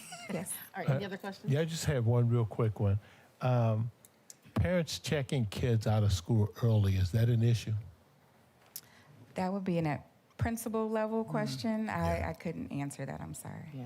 Okay. Yeah. I think it would be helpful to know because if there's something we could do at the board level to support that, even if it's basic communication to the families, because if kids are not here, it impacts instruction and ADA. when they're not here. So we want to encourage kids to be here more so than not. That's a question you could ask starting next month to the building principals. Yeah. Hey, And I'm sure they're listening, so they'll probably be ready. They're taking notes. I'm asking the superintendent too. I don't know. I do have a question. Speaking of, what did you call it, education neglect, does the school district still deal with truancy in the process of it? No, maybe. So I'm so just we asking. do have DJOs on campus. Oh, and- okay. Yeah. Okay, and so never they mind. do. Yeah, the Okay, referrals are gotcha. made. Gotcha. Yeah, if I could mention one thing about parent neglect, several years ago, we had a board member, Nancy Hartman, who pretty much has worked with almost every community in 24/1. There's actually a parent neglect ordinance on the book in each of those communities. So if it becomes an issue, she did do that work to lay the groundwork, so it is present. Okay. Thank you for that. Any other questions? Yes. Oh, go ahead. Hi. Hi. I do know that years ago, they would actually send out a letter letting you know that they'd be knocking on your door if your child were not available. But if we are interested in doing that, is that something we would reach out to you personally? Dr. To say, hey, Brooks, actually. Dr. Dr. Brooks, Tony Dr. Brooks. Okay, yeah, all right, thank Yes, you. ma'am. Okay. But families do get frequent communication regarding with that regard. So Private school yeah. will tell you if your child been cutting Yeah. or if they absent. They will call And you, you will get a every phone. hour You on get a the phone hour. call and everything. Yeah. Okay, that's good. And they send an email. And there's a process at each building level. So many absences will prompt a family engagement liaison specialist to make a phone call and sometimes even do a home visit. They'll send a letter home. They have attendance contracts that parents sign. And then once those measures are met or not, social workers will then go out and find out the why.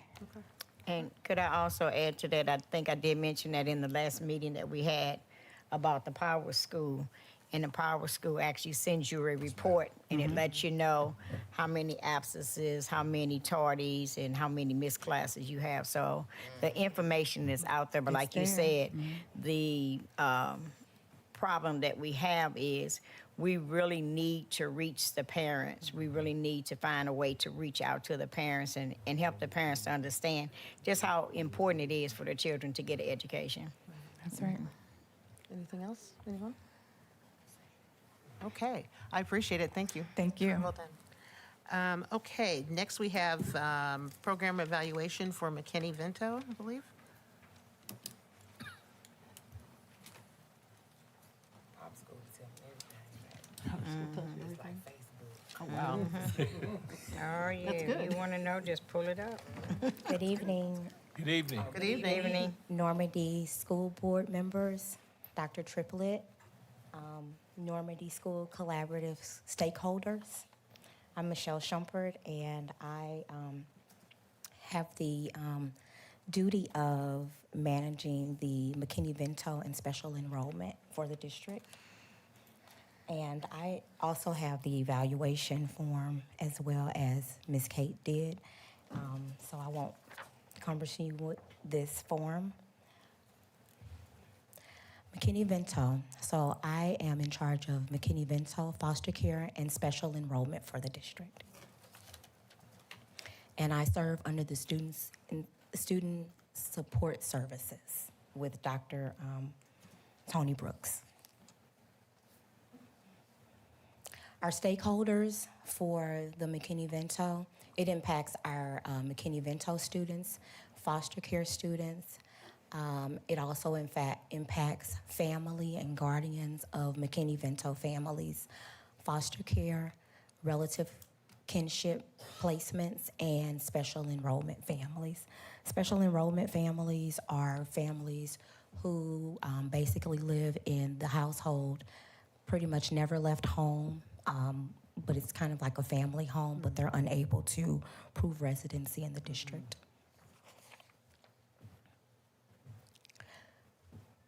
The purpose, my purpose is to advocate for students who are experiencing home insecurities instability, and to ensure that they have a right to a free, appropriate education as their peers. Our district, our outcomes is to build trust with our families so that they don't have a lapse in education. When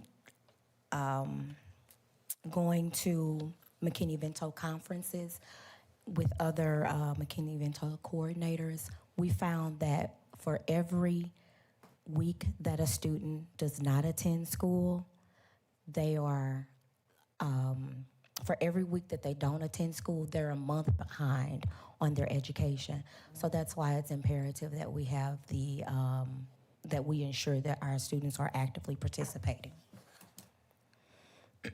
The performance measures for students and accessibility, student access and stability, enroll in the timeliness.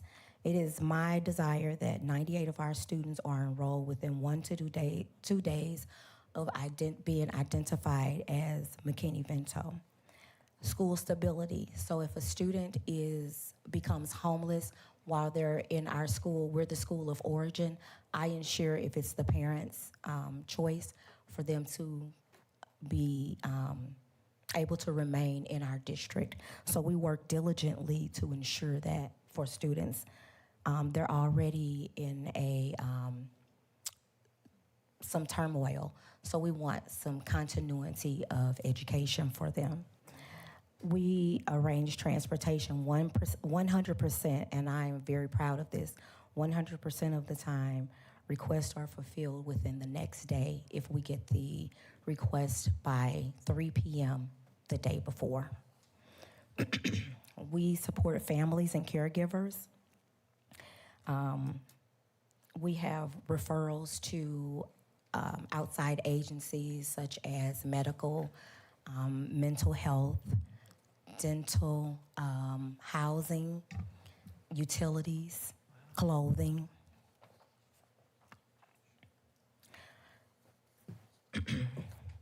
For resources and allocation, I am the only person allocated to this program.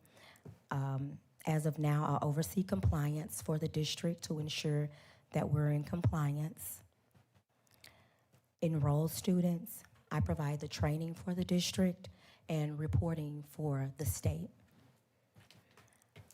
We provide literature for students regarding students' rights, and these are for their parents and for the students to ensure, because we do have unaccompanied youth.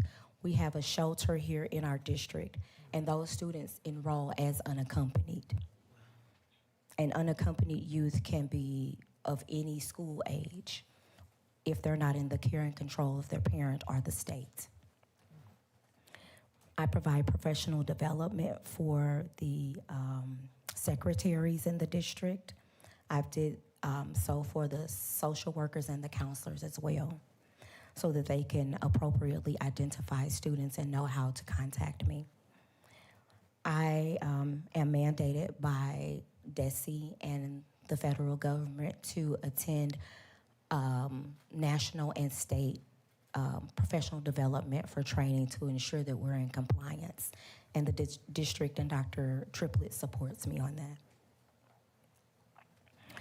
The critical implementation features is to ensure that we're compliant with federal and state laws and Normandy Schools Collaborative Policy, IGBCA, was adopted, I'm gonna say August 14th of 2024. Identification of outreach. On the enrollment forms, there's a residency questionnaire, and that's how we identify students who are McKinney-Vento. Training for all of our frontline, and I mentioned that, the secretaries, registrars, social workers, and last year I actually was able to do onboarding with new teachers as well. And we have the staff effectiveness, staff knowledge of the survey.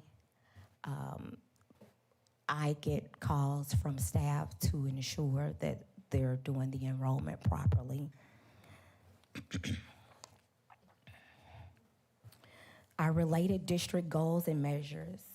We are to ensure all students, including highly mobile and vulnerable populations, have uninterrupted access to high-quality instruction. We guarantee compliance with federal and state mandates for homeless and foster care students. We focus on developing the whole child instead of just looking at the education of the student. We would like to increase student attendance and engagement for at-risk populations. We do know that that is difficult at times because students and parents sometimes don't know from one day to the next where they might be. So there may be some days that are missing. Students are missing school, but once we are notified of it, we correct those things as soon as possible. We are working on improved communication and trust with families experiencing instabilities. I have quite a few families that so this is my 4th school year here that I've carried for the past 4 years, and they know that they can contact me, and they also put other community members in touch with me who might need assistance. It often causes me to get some calls that I am not necessarily in charge of, but I do ensure that we get them to the right person and we work and figure out what needs to be done. Excuse me. Process and the timeline, identification and immediate supports. We distribute the housing questionnaire, just as I said previously, identifying students who are McKinney-Vento and foster care at the entry point. So on the Power School, when the parents are enrolling, there's a question on there that asks, are you the homeowner? And that prompts them to say yes or no, and then there's a drop down to tell us their housing situation, and then I'm automatically notified of that.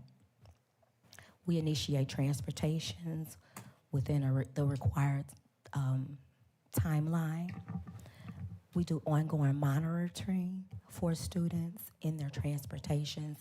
So I may reach out to parents during mid-year, October, November, to ensure that they're still in the same place.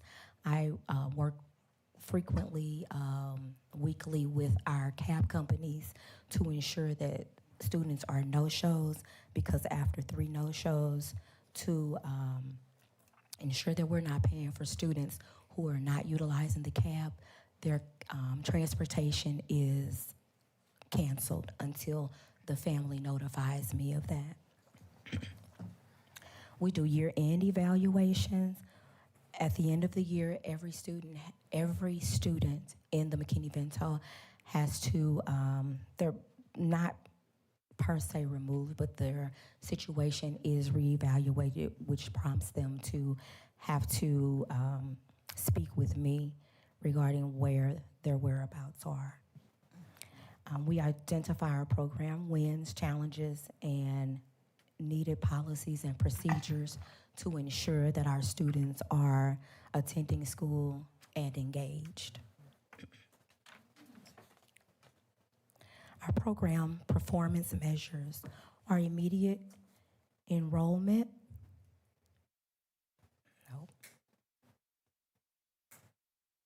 Immediate enrollment, school access and stability, transportation and access, and that's even to extracurricular activities in the evenings or on Saturdays.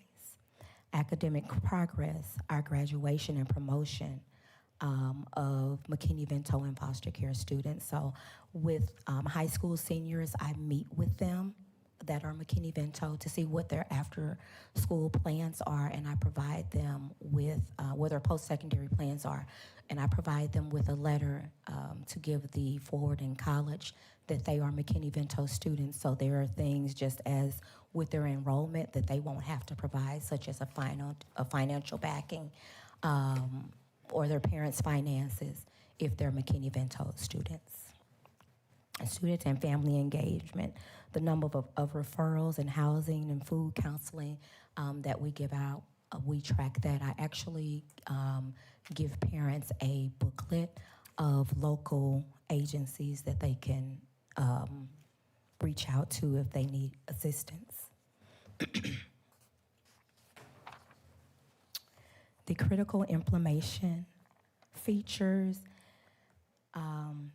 immediate enrollment again and access per McKinney-Vento and board policy, transportation coordination, strong identification and practices.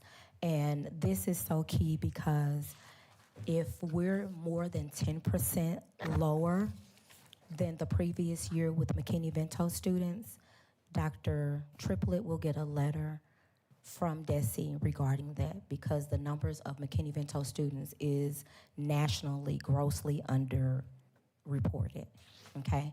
So it's not a good thing for us to have less numbers unless there's really something that is affecting us having to have less numbers. When I first started here, that was the year that Florissant had that large flood and people were out of their homes. So we had a large influx of families that enrolled that year. We did not have the same thing the following year. So at that time, I want to say it was Dr. Triplett or Dr. Petty got a letter, and I had to speak to DESE as to why we didn't have that number of students for the following year. And I was able to speak to that, and I just explained to them it was because we had the influx of the flood the previous year, and those families are now stable. So they accepted that as they accepted that. Then the dispute resolution and compliance is my goal that we do not have any disputes as far as enrollment is concerned with students who deserve a pre-appropriate education, okay? So that's how I know, because we've had one in my tenure of 22 years of doing so, and we were not found liable at that time. So that's how I know that we're doing this with fidelity.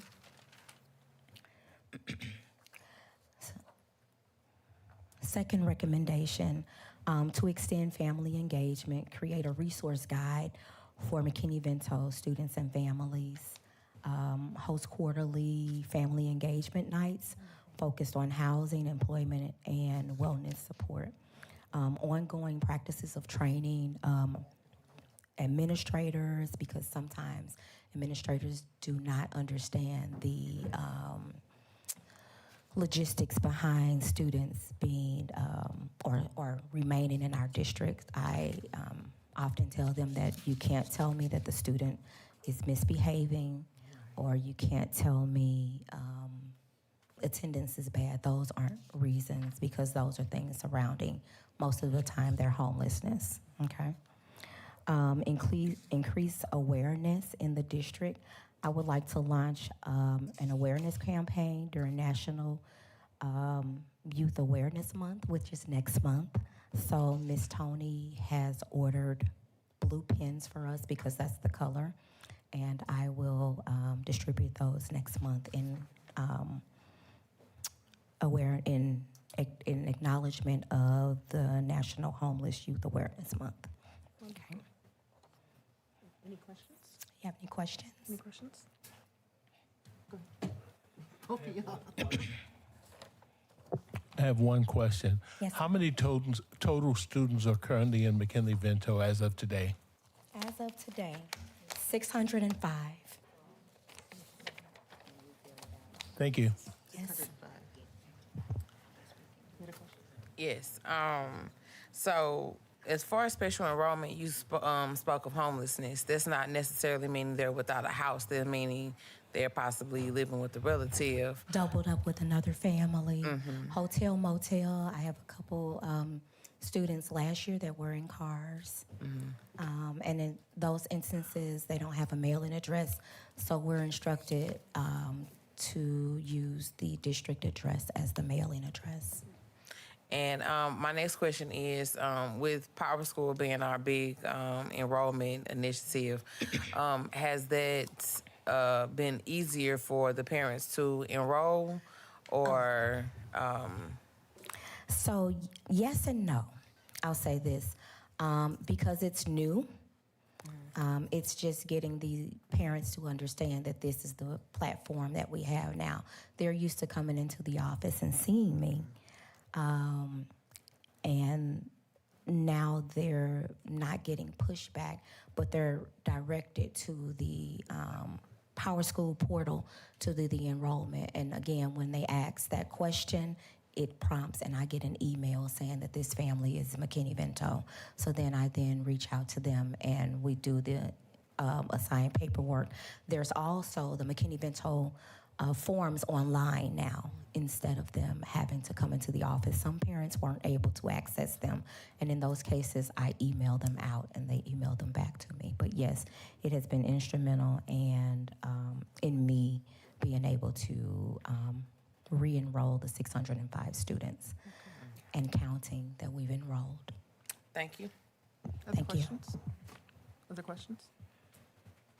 Good question. Okay. I have a question. Oh, you have a question? I'm sorry. Go ahead, Director Day. Do you see an increase of behaviors in the McKinney-Vento students?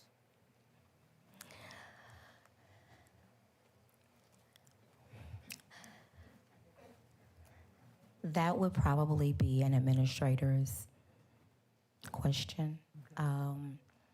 I'll say this. With 600 students, what's our population in our district? Does anyone- 3,000, give or take. 3,000, so.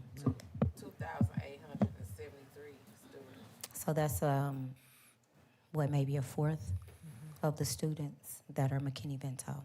So if you can kind of. So that's a good question because I just had conversations with Dr. Brooks and Dr. Player around us making sure we identify students who are McKinney-Vento, and there's an identifier in the system that tells us that McKinney-Vento students and our SSD students. And not to scare you, typically, especially urban school districts, hover around 30 to 39% McKinney-Vento. So this is not an uncommon number. It's just, just one of those things, I guess, but not good or bad, but districts normally carry 30 percentile of McKinney-Vento students. But we have creating a way to identify students who are McKinney-Vento students and SSD students so that we can provide extra support to those students if they need it. And I am here as a support as well. Oftentimes I have a relationship with the families because I'm the first point of contact coming into the district. So I have a way of being able to get through to them. So I'm here as a support. I often call families and sit in on meetings and hearings for McKinney-Vento students to ensure that their rights are not violated. And to kind of be that extra added layer of, because being in the situation and you're already in a situation, it almost, they're not trusting, so to see a familiar face there when they're McKinney-Vento, Ms. Mitchell does ensure that I am in on those meetings with those families. Any other questions? I do have more Okay, go ahead. questions. I have another question. So, We can't hear you. I am on mic. My apologies. So currently, there are no supports for those students in particular. Other than the no McKinney-Vento supports, like from my office, I'm the only person in my office. They are to have like services. So whatever services that the regular population whose parent pays taxes in the district, they're to receive the same services. They're not to be set aside or separated or segregated. So if we were to get some more supports, they wouldn't particularly unless I had a social worker or something. But if we were to get some more supports, they wouldn't be able to be set aside, and you just call the McKinney-Vento students. It'd have to be for the whole district. It would have to be for the entire district. Gotcha. Okay. And we don't know if there's a flux at any school in particular that have more McKinney-Vento students. So the high school, because they're larger, and the middle school have a larger. Previous years, I have not counted the numbers yet, but Obama had a large population. Thank you. You're welcome. Anyone else? Okay. Thank you. Thank you. All right. We're going to go on and go into Barack Obama building update.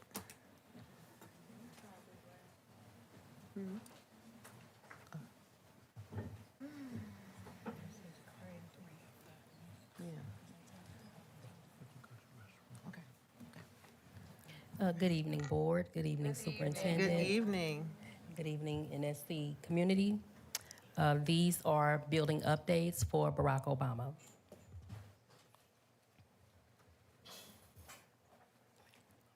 Oh, I know. Okay. Current enrollment is 233 students.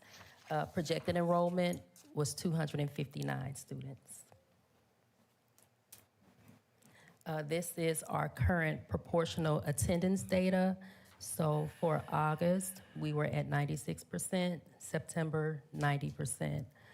October, currently, we're still at the 90% mark.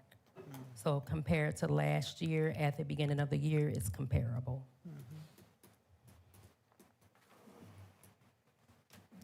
Our disciplinary infractions have decreased significantly. So we have not had any ISS assignments this year. And this is for the month of August and September compared to last year, where we had, and this is for the year, we had approximately 60 plus out of school suspensions. This year so far, we've had one, and that's for August and September. Very good. iReady comparisons. These comparisons are from the beginning of the year, last school year, and the beginning of the year, this school year. And as Dr. McConnell stated, the 1 grade level below and the early on and the mid or above grade level are pretty much where the students should fall for this time of the year, especially since the year is just beginning. So compared to last school year, 2 grade levels and 3 grade levels below are pretty comparable. Although it looks like there are more, it's still pretty comparable when you look at actual numbers. And this is reading, ELA iReady data. And this is the math, and pretty much the same. The data is comparable between both school years for the beginning of the year data.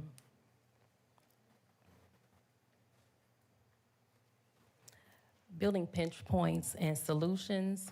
So our instructional priorities are around strengthening teacher effectiveness through instructional leadership. That's coaching, that's professional development, those things. We hold weekly PLC meetings to look at the data and determine how we can use that data to drive instruction and student success. We hold our guided coalition meetings. That's with our teacher leaders, family. We have a few parent members, board member, and district office staff. So we meet and we discuss the data. We look at the turnaround plan, and we determine if we're on track or if we need to make adjustments. And then we look at prioritizing real-time data to adjust instruction, so looking at exit tickets, small groups, those type of things. Our school improvement initiatives include tutoring. We have tutoring both before school and after school for families. We have Tier 2 and Tier 3 interventionists. So we have a building interventionist who pulls Tier 3 students every day, 5 days a week, and she works with all grade levels. And then teachers also pull students in small groups and provide interventions that way. We have embedded coaching, so we have both district and building coaches who support staff and students. We also have a grant through the state, the CLSD grant, and we have coaches through that grant who also come and support both staff and students. And then we progress monitor, and that's done through the PLCs that we hold. Connection to the interim assessments, growth goals are set, and that's during PLCs as well. And again, we use the PLCs to look at whether reteaching needs to occur or whether students are ready to move on. We look at Tier 3 students' progress, and that's monitored also through the PLCs. And scaffolded practice and reteaching, that's done in the classroom, but the PLCs determine when that's done and how that's done. Timelines and measurable goals. So for fall, we have launched our tutoring, and we do have coaching cycles, and the district helps plan those. And then we're having our weekly PLCs. For winter, our goal for mid-year is to have a 15% decrease in students that are 2 or more grade levels below. We'd like to reduce chronic absenteeism by 10%. So right now we are at the 90% mark, so we're striving for 100%. And then to reduce the discipline referrals and suspensions by 20%. So far, we've done a great job with that. We'd like to keep that momentum going. And then by spring, our end of the year goal is for 20% of our students to be on or above grade level, and 40% to be 1 grade level below or better. So a total of 60% of our students on grade level or no more than 1 grade level below. And then we're going to review our PLC and our guided coalition effectiveness. Okay. Attendance and discipline, I spoke about the absenteeism. We are trying to engage families. Our FAILs are doing that. We have incentive programs for students, for staff, daily recognitions. We have quarterly recognitions. And then community partnerships, we're working with Dr. Parker, who is our community advocate, to have him help us bridge those partnerships between families and school. And then discipline, part of the reason we had a decline is because we're looking more at restorative practices. We have interventionists in the building who work with students on SEL practices and restorative practices. We have structured reflected opportunities. So we have our social worker and our counselor. They also have a group of students who they meet with in small groups or individually to help support them. And the goal is to reduce our Tier 3 incidents.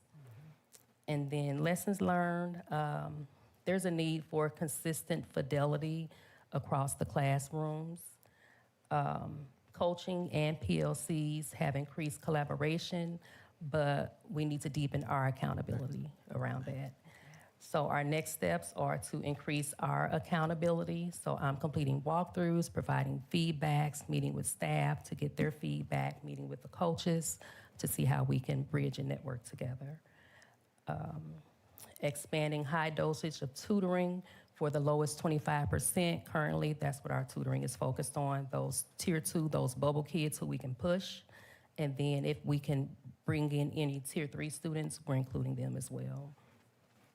And then strengthening our focus around early literacy and math foundations. So in closing, our challenges are significant, but the commitment is stronger. Our data-driven practices, intentional leadership, and targeted support are in place. Our goal is to build conditions for every student to thrive. Thank you. Thank you. Any questions? Everybody good? Okay, thank you very much. Our next presentation is from Normandy High School.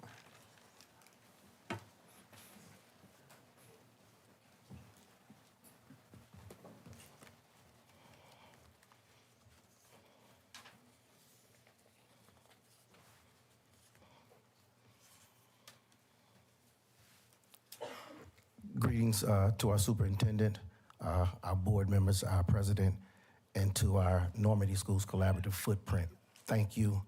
And again, thank you to my staff, my teachers, and my community of Normandy High School who have worked so diligently to continue to bring a positive nature, not only to the footprint, but to our school. I stand here very proud and hope to make you proud as well through this presentation.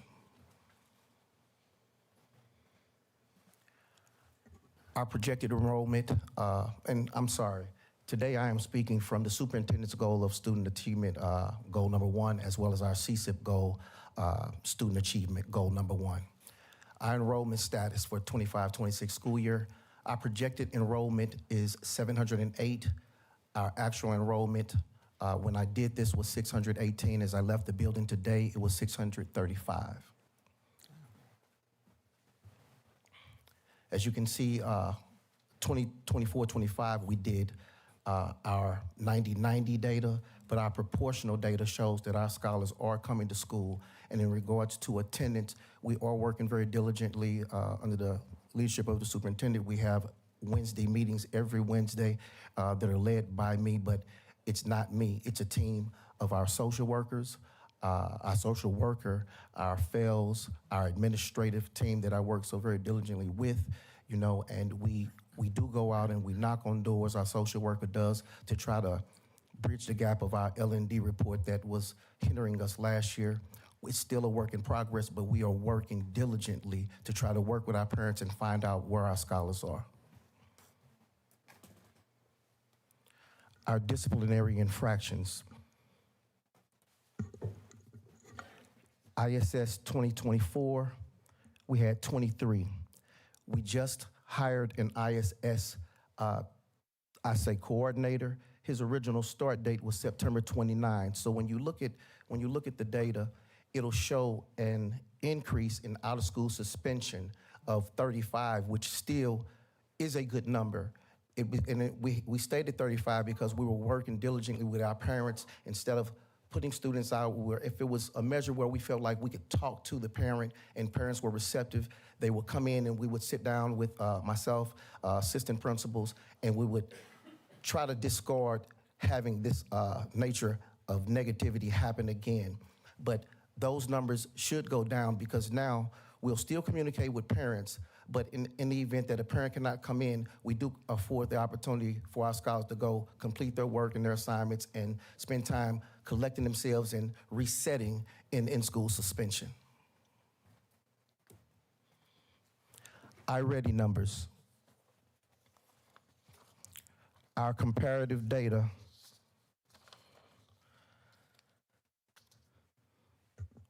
(2024), 3 or more levels behind, 228 of those who tested, and 2025, 272.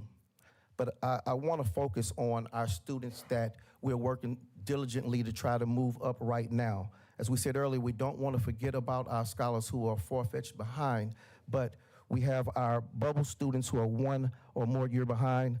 Last year, we had, in 2024, 39, and now we have 54. Those 54 scholars, we are very intentional in working in our professional learning communities where our scholars or our teachers are working with the learning cycle of their unit plans to try to come up and work and mirror what iReady does in as far as interventions, but teachers, they are experts as well. So we have them to come up with interventions as well as iReady data and to prepare our scholars, but also we have after-school tutoring. And for those scholars who have not made the mark, we still, because you guys have supported us and the superintendent have supported us, we still have scholars doing double dose courses as well as working in credit recovery through Edmentum. That was reading. And in math, we had last year, 2024, we had 9 students, and we have 10 now on the bubble that we are working with. And again, we have not forgotten about our other scholars and still coming up with intentional interventions for those scholars.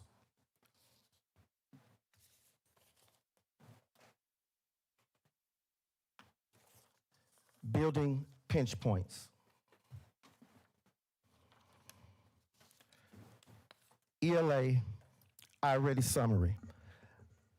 ELA data shows strong progress where scholars 3 or more years behind, dropping from 367 to 270. I know we still have a number of scholars who are 3 years behind, but I'm happy that our scholars this year, when you compare and contrast the data, we do have scholars that are moving up out of the lowest rank, moving up to where we can show the progress with our intentionality in regards to our interventions is working. Math iReady, the same thing. 3 or more scholars behind, decreasing from 412 to 305. And enrichments will be strengthened to increase above grade level performance as well. So our intention is not just to work with those scholars that we have prepared these programs for, but having more rigor within the realm of our classrooms, as the superintendent stated, in regards to our common formative assessments. Those are not just created for our scholars who are far-fetched behind, but common formative assessments are a medium to where it meets scholars not just where they are, but it makes them comfortable where when they see test or diagnostic circumstances that they're comfortable with them. My strategies as the principal: to continue strengthening PLC's effectiveness through collaboration with Solution Tree, as I just met with my coach yesterday and today, the instructional coaches across the district, targeting feedback and enhancing teacher capacity by, as mentioned earlier, with our CNI, Dr. McConnell, working with those double dose courses such as Algebra A/B and Read 180. But most importantly, our walkthroughs and getting with my team as we disaggregate that data and see where we can be intentional to do more in giving our teachers the feedback they need, but also the feedback that we have to have, and sometimes having hard conversations. School improvement initiatives. We have expanded our after-school tutoring, where right now, in between Viking Academy with Ed Minham, we have 64 scholars during the day getting assistance, and we have 64 scholars, and we have 49 scholars after school programming. And we're continuing to push those efforts through Director Hamilton, who works with this program, and we're fortunate to have him.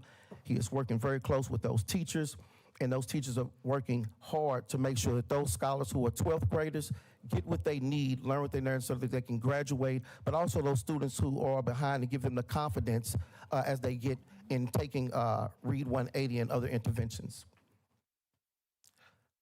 Plans for ensuring efficiency. Weekly reviews of pacing and lesson plans. This is something that my administrative team, that we do. And also making certain that we implement SMART goals the right way and make sure that our instructional focus keeps us accountable. Data connections across assessments, PLCs, and again, this aligns us with our CSIP plan for continuous improvement. My reflections on continuous improvement: the recent ELA and math data confirm progress among scholars below grade level, driven by targeted interventions, double dosing, Read 180, but most importantly, our professional learning communities that for the last 3 years, we are growing and we are becoming more comfortable, but we do have new department chairs, and up under our CSIP plan and working with Solution Tree, my guided coalition, after you guys approved, and I appreciate you approving the plan, now my guided coalition consists of board members and parents, but most importantly, those teachers who are department chairs, so that we continue talking about our learning cycles and our efforts and our CFAs and things that are important, so that they can, as the principals are leading, they can become more comfortable in leading themselves. District support. Ongoing coaching and collaboration with district math and ELA coaches to strengthen our Tier 1 instruction interventions. But most importantly, as Madam President, you said, and I close on this, making certain that we increase our family engagement supports. Thank you. I'll take any questions at this time. Any questions? Any questions? Okay. I say thank you. One question for you, and that is, do you need anything from the board as it relates to additional tutoring or things of that nature to, to expand that? I definitely will let you guys know. Right now, Mr. Hamilton is doing an excellent job making certain that everyone is held accountable, and that's why we're finding success this year and we're continuing to grow our numbers. Okay. Thank you. Right. I did have one question. Yes, sir. Sorry. Go ahead. I have one question, but I'm not sure if it's your question. It's, I just want to know, as you're providing tutoring, you say you have 49 students in tutoring, which is roughly 2% of the total population at the high school.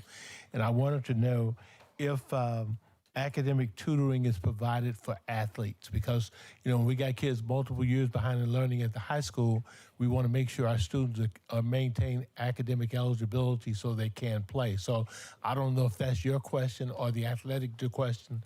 That's his question. Is that his question? Yeah. All right, that's your question. It is my question. Right now, if those athletes fell up under the paradigm of what we targeted, they were, but they weren't. It wasn't an isolated thing where if you're an athlete, you have to come to after-school tutoring. But I do know what you're saying, and thank you for that. And that'll be something, as I'm here looking to go forward as the principal of Normandy High School, I'll be working closely with our athletic director who's working hard with his scholar athletes. Thank you. Thank you. Anything else? Thank you very much. Okay, next we have, what do we have next? Safety and security. Safety and security, I'm sorry. Safety and security?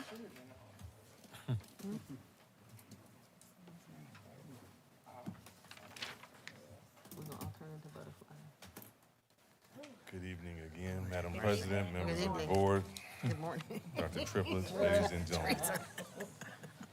What are y'all laughing about? Yes, good morning. That's okay, she's tired. And I said almost. Almost. It feels that way almost. Well, good evening again. Good evening. I will be reporting on our safety and security culture and climate. As you see before you, we have our out-of-school suspension data, our SISK data before you for the month of September, comparative to September of last year, 2024, to September of this year, 2025. As you see, we had 28 last year out-of-school suspensions and 50 this year, which seems like an astronomical amount. It's about 56% increase. And what that states is that the principals, as Dr. Nave and Dr. Burgess indicated in their reports, that they're taking more of an aggressive approach to students that are behaving in the way that they should be either out of school or have alternative measures. Also, the fights have gone down, as you can see, fights and assaults. Last year we had 5 at this time, and this year we have 0. So our numbers have gone down in a lot of different ways, so I'm proud to present on that. Next, we have our Centegix report. For those of you that don't know about Centegix, Centegix is our crisis alert system. All of our teachers and administrators have badges that they press when they feel like they're in danger or see danger approaching. So we've had about 28 alerts for the month of September. And the next is the reasons why they've been closed.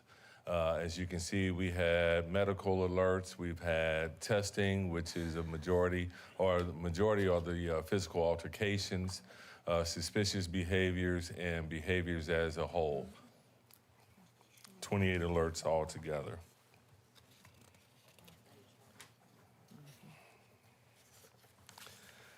And next, we have our Safe Schools training.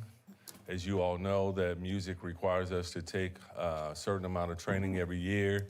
I had the unfortunate pleasure of reporting to Dr. Triplett false numbers initially. That was due to Vector Solutions not reporting it properly. So as of today, when I left my office, I spoke to our representative, and we're now at 96% completion rate, which was way better than where we were last year. So I'm proud to present on that. Ooh, okay. Wonderful.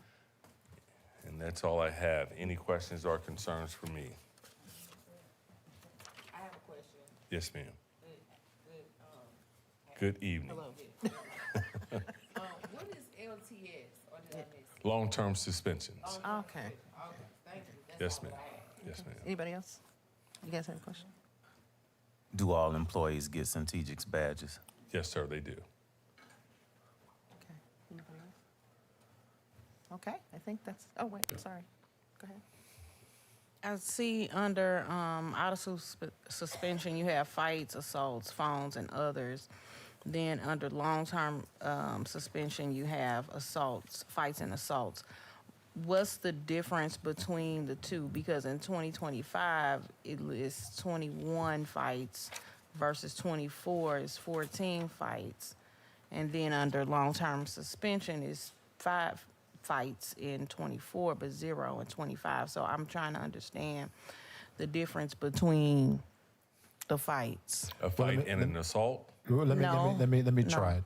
So when you look at the second box where it said just under OSS, where it says fights, assaults, phones, and others, that could have been a one-on-one fight Okay. versus 3 or 4 on 1. Okay. Yes. That's when it's long-term suspension. Those kinds of fights determine whether they're long-term suspension Okay. or just Okay. you know. Okay, Dr. got Tripp it. is absolutely correct. All right, thank you. You don't know. Oh, I'm all over this. Okay. Any other questions? Okay, thank you. Dr. Tripp is Thank correct. you. Thank you. Thank you for clarifying. Dr. Tripp. Oh, Okay. Next, we had HR, I believe. It's gonna go fast. It's gonna go fast.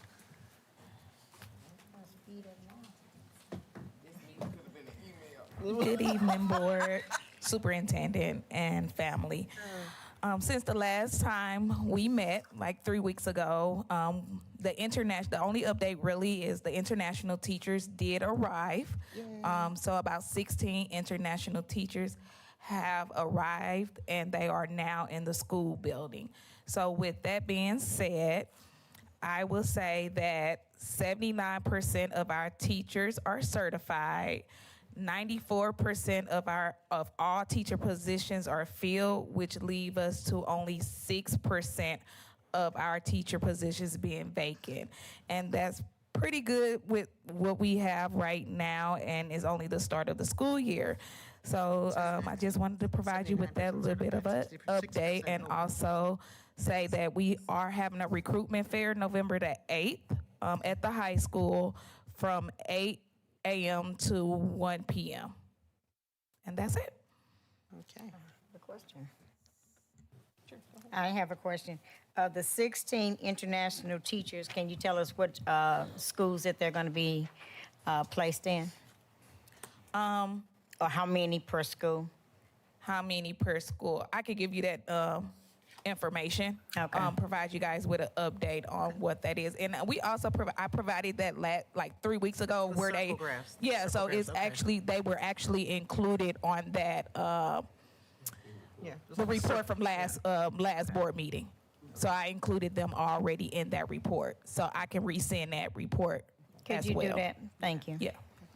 Other questions? One question. When you say you have 6% vacant, how many positions? 10 positions. Okay. And mainly are at the high school, just because they electives and they are hard to fill. It's hard to find those electives such as culinary arts, a good music teacher, a band teacher, a drama teacher. So those type of positions we are still working on fulfilling. And I guess a follow-up question from that, knowing that those positions are difficult to fill, I noticed that there was an HR marketing program, but I didn't really see a focus on those positions. If they're really hard to fill, what can we do to further target those positions from a marketing standpoint, since you said they're very difficult to fill? Okay, I can provide you with that update on what we are doing to fill those positions. And mainly is that we are having people apply for those positions is just the part of them getting certified. And so that's a different conversation that we can have about what that looked like, because some of them not able to fulfill those requirements on the DESE side. And also, it's kind of a good problem and bad problem, same breath. With the high school, our student numbers were so high in those elective courses, we had to add courses and add selections, and so that created more positions. And so we're looking into that too as well, so that we won't have really large class sizes at the high school. Well, and I guess part of my concern around that is that, you know, when you look at the culinary arts, when you look at music, you look at band, and you look at drama, those are all career paths that our students have chosen in the past. And when we don't have instructors for those classes, they're missing out on the opportunities to do things. So in my mind, whatever our marketing plan is, can we figure out a way to have a sense of urgency around that? So are we trying to fill those positions by second semester? What's our goal? So I can give you an example for culinary. We probably, since August, we probably interviewed and selected 5 people for that position. And they have experience that's longer than a rap sheet, with 20 plus years. But the thing is, the DESE certification. And in order for us to have that CTE, maybe curriculum can speak more on that, they have to get that credit, they have to be certified. Now, from Dr. Triplett, from a certification standpoint, if you have a quality candidate, can't they get temporary certification? It all depends. They don't just get certification. That's still a DESE call. So we can think they can get a TAC all day, which is a temporary certification. But DESE has a certain criteria that dictates whether a person is eligible for that temporary authorization. It's not as simple as let me apply, I get it. So there's coursework that comes with that, et cetera, et cetera, et cetera.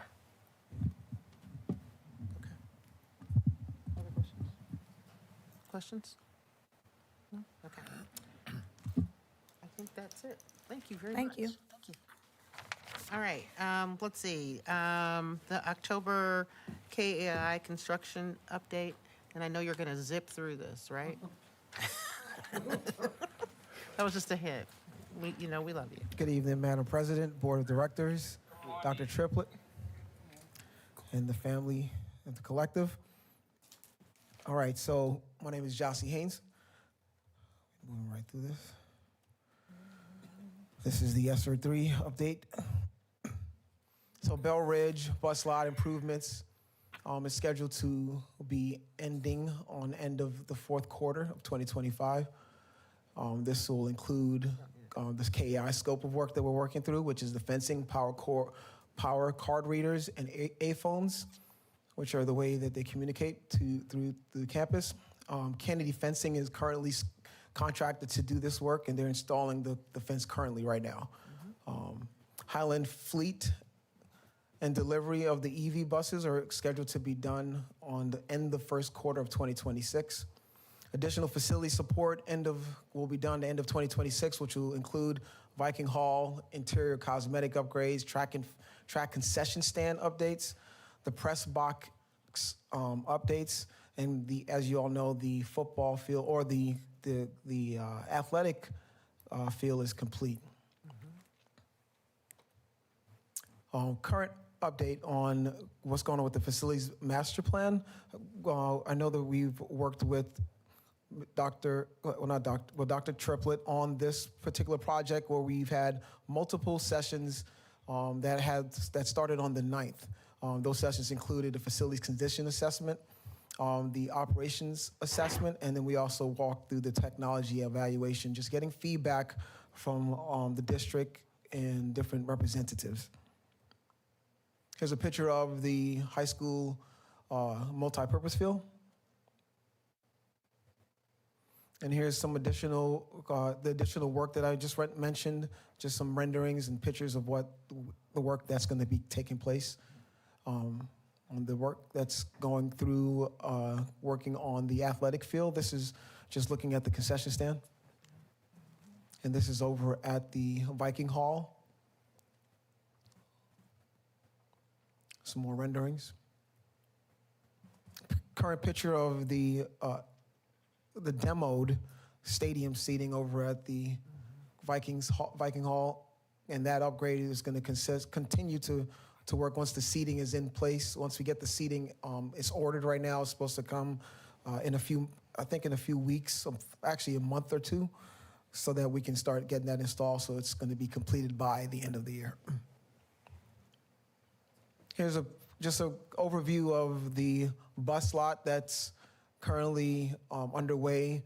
The actual asphalt will start in November, and we are currently working, like I said, on the exterior fencing, putting in 3 automatic fences on the gates so that they can have badge access to this gate, and that's currently underway.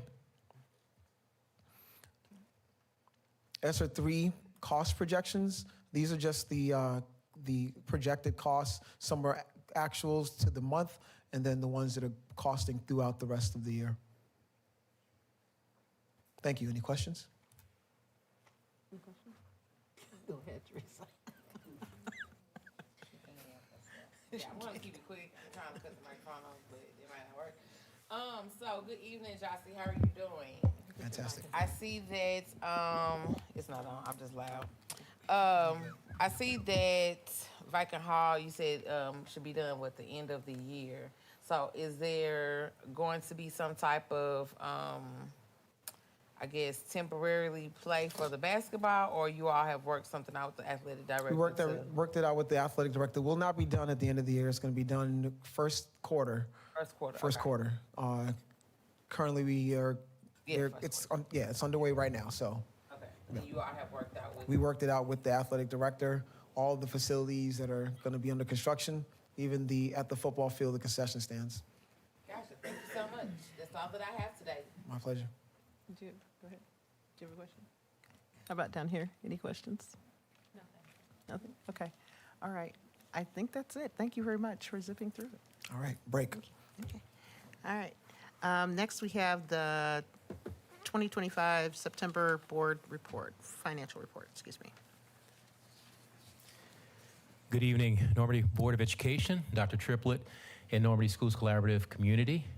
Great to see you all this evening. I want to take a few minutes just to update you on the financial position of the district, our year-to-date results of operations, and we've got, some important things to talk about.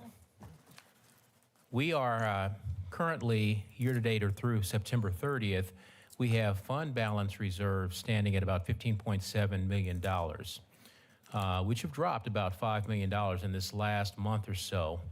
But we're still at a solid position. Our overall fund reserves are at 23.24%. That's roughly about 17.28% in our operating funds. Now that is dropped, by the way. That's dropped from like 21.48%.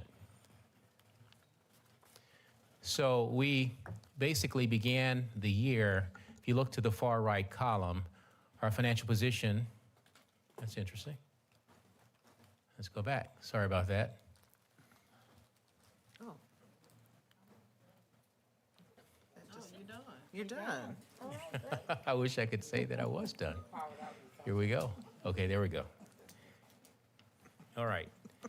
But our beginning of the year savings were at $18 million. We have, through September, banked and received $13 million in revenues, associated revenues. Through the end of September, we've incurred $15.3 million in expenditures, which has driven our ending fund reserves down to about $15.8 million, which is still pretty strong, but that's a decline. So you can see our fund reserves, which have been running in the 30s or 20s. We're at a 17.28% fund reserve at the end of September. Let me say this to that. This is pretty, while that's still solid, what's happening is we have expenditures that are coming in, and I've, of course, mentioned this to you before earlier in earlier months, but what happens is we basically have a fund reserve and we've got spending going on.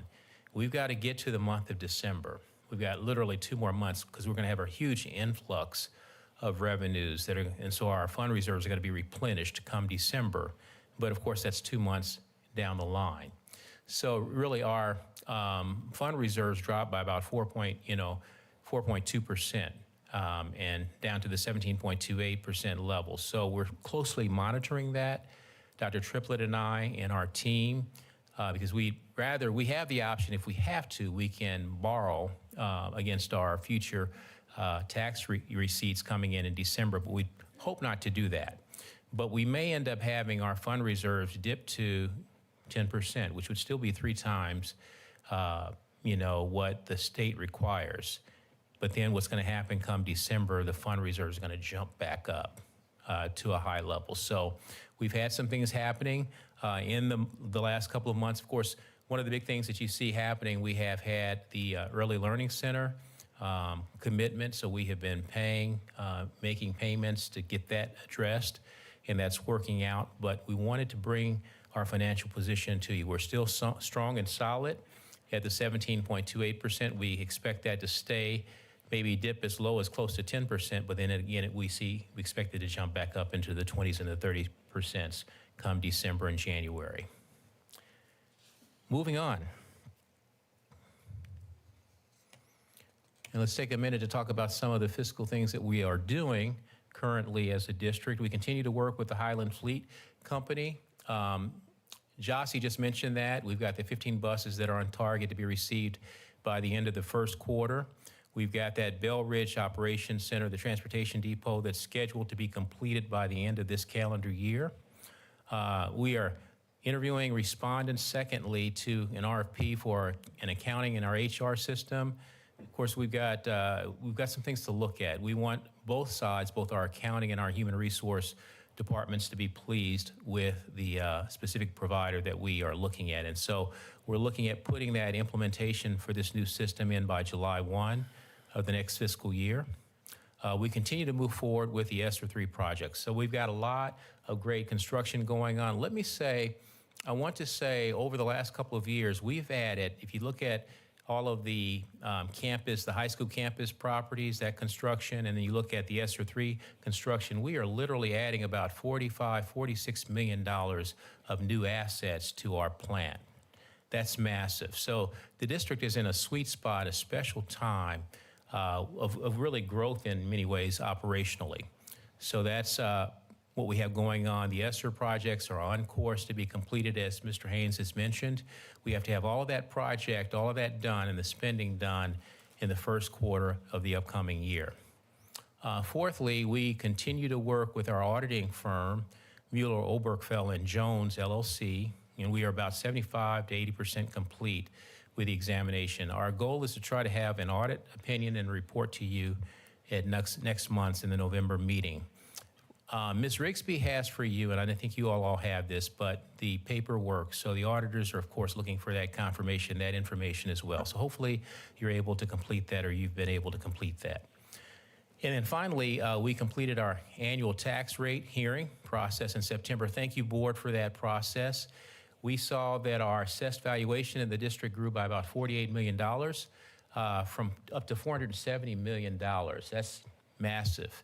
They grew by about 11.4%. So that's a very positive thing. That's going to generate new money for the district that's going to be, favorable. So that's a positive thing. This is a reassessment year, as I had mentioned to you at the tax rate hearing last month. All of our odd years, 2025 being one of those years, is a reassessment year. So all of our properties, our residential properties, commercial, our personal property, and even the agricultural property that we have in our district grew by, again, about 11.4% overall. So we're seeing some positive things happening with that.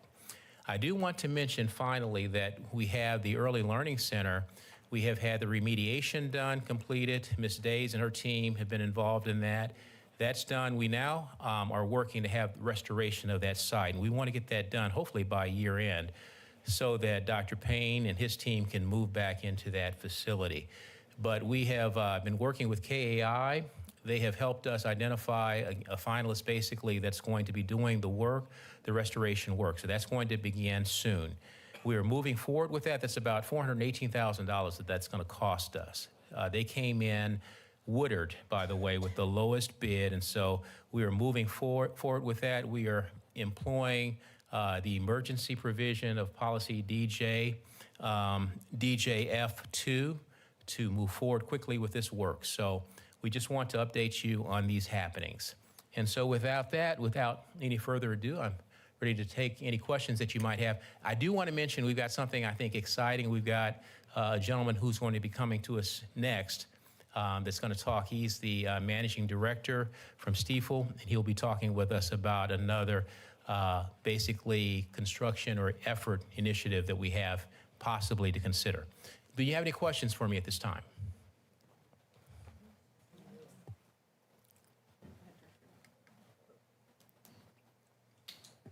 Good evening, Mr. Brooks.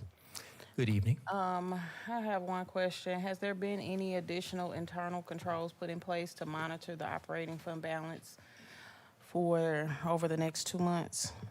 The internal controls that we have in place are solid, I believe, already, and that's just basically daily looking at all of the bills and the receipts. One of the key internal controls that we're putting in is we are placing, for instance, we have basically an invoice that we'll have to pay at the end of the year for our music insurance, our new renewal. We have the option of paying that early or paying that on time. And so we want to pay that in December. So by paying that in December, when we have the huge influx of our monies coming in, that's an internal control that's going to help us to stay strong financially or stay in a solid place. So some of the things that we're doing, to answer your question, is we are looking at some of the bills that we have to pay over the next couple of months, and we are strategically looking to make payments on those at the appropriate time. That's all.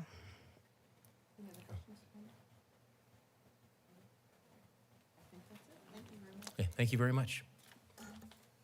Next, we have item 6.12, which is the potential 2026 bond referendum options and opportunities.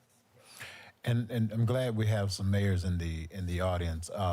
Please let me know after you hear this presentation if this is something we need to bring. At what point in time do we bring to the mayors?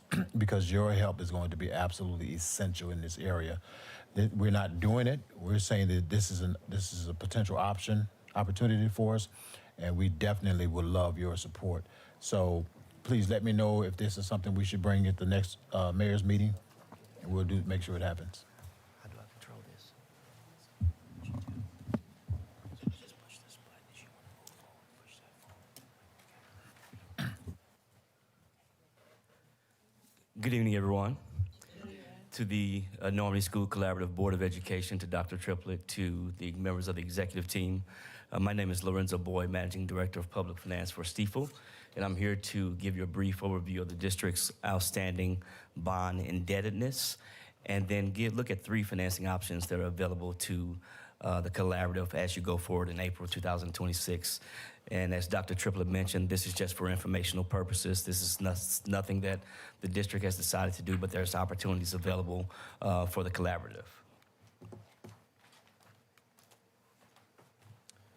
So going to the first page, this it's only going to take me about 45 minutes to go through this presentation.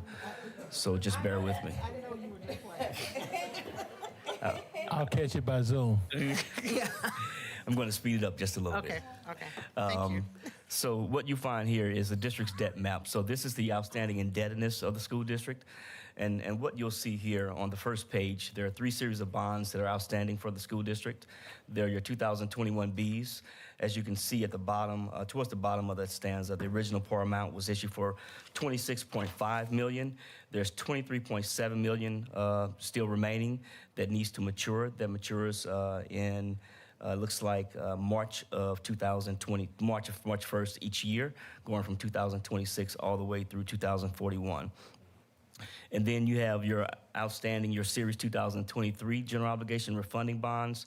Those bonds were issued to actually refinance the collaborative's outstanding Series 2018 bonds for savings. Those, what I do want to mention too, is on the 2021 B bonds, those can be called for savings or refinance for savings opportunities 90 days before its call date in December of 2027.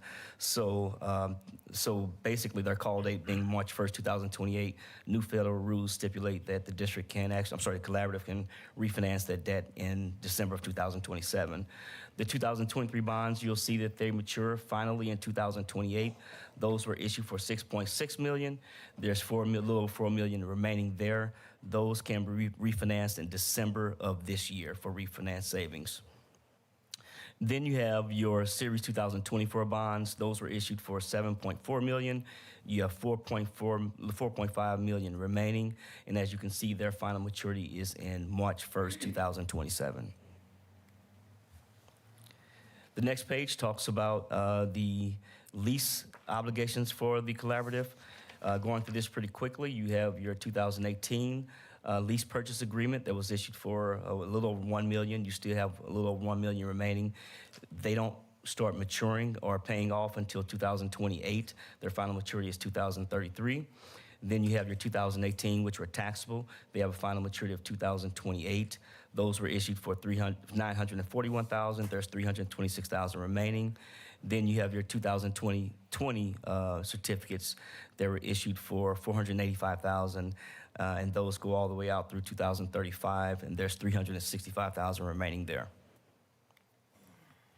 This next page talks about your debt capacity. In the state of Missouri, school districts can issue up to 15% of their assessed valuation for general obligation bond indebtedness. So based on the 2025 number of $486 million for your assessed valuation, with that 15% debt limit, the collaborative can issue up to $72.9 million in indebtedness. Outstanding as of October 2025 is a little over $32 million. So your legal debt capacity at this point in October of 2025 is $40.6 million. This next page is what we call, this is only looking at your debt service levy as we're kind of going forward from left to right. The collaborative sets its debt service levy in October of each year to pay the debt service in the following year. So that the first year is the tax year when you set your tax rate. For the debt year the following year, then you have your assessed valuation, which is your AV, and you'll see the growth there over the last 7 years. You'll see kind of compiling those numbers, the average growth over the last 5 years, it's almost 10%, at 9.5%. Your tax rate has been consistently around $1.78 for the last 4 years. Last year, the tax rate in the debt service fund was $1.80. That's the tax revenue that you're bringing in. You'll see the other revenue is your state assessed railroad and utilities that you put in your debt service fund, which we use a 5-year average there for $321,000. That brings in a total revenue of around starting next year, $8.6 million of revenue each year. And what you'll see there is that your debt service on your GO side is right around $7.4 million, let's just say $7.5 million, but you'll see that it drops tremendously starting in debt year 2027, where it drops to about $3.6 million and then $2 million, and then that 1 year where we did a refinancing, $667,000 in 2029, and then it's right around $2.1 million until 2041. Now, that next column there, you see required levy. That's where the district has the collaborative has opportunities. So you'll see there that the required levy starting in 2027 is right around 72 cents, and you're currently levying $1.80 in your debt service fund. So you're going to be generating large amounts of revenue in your debt service fund, where it's going to take your fund balance over 100%. Now, legally in the state of Missouri, you cannot have over 100% fund balances. So you have one of three opportunities. You either have to pay off some of your outstanding bonds with the excess revenue, you either have to issue new bonds to soak up that additional revenue that you're generating, or you have to lower your debt service fund levy. This next slide is the same slide that you saw, but but actually looking at lowering the collaborative's debt service levy from $1.80 to $1.10, and then still being able to, in April 2026, issue $35 million of general obligation bonds at the reduced tax rate of $1.10. So that's reducing your debt service levy from $1.80 to $1.10, 70 cents.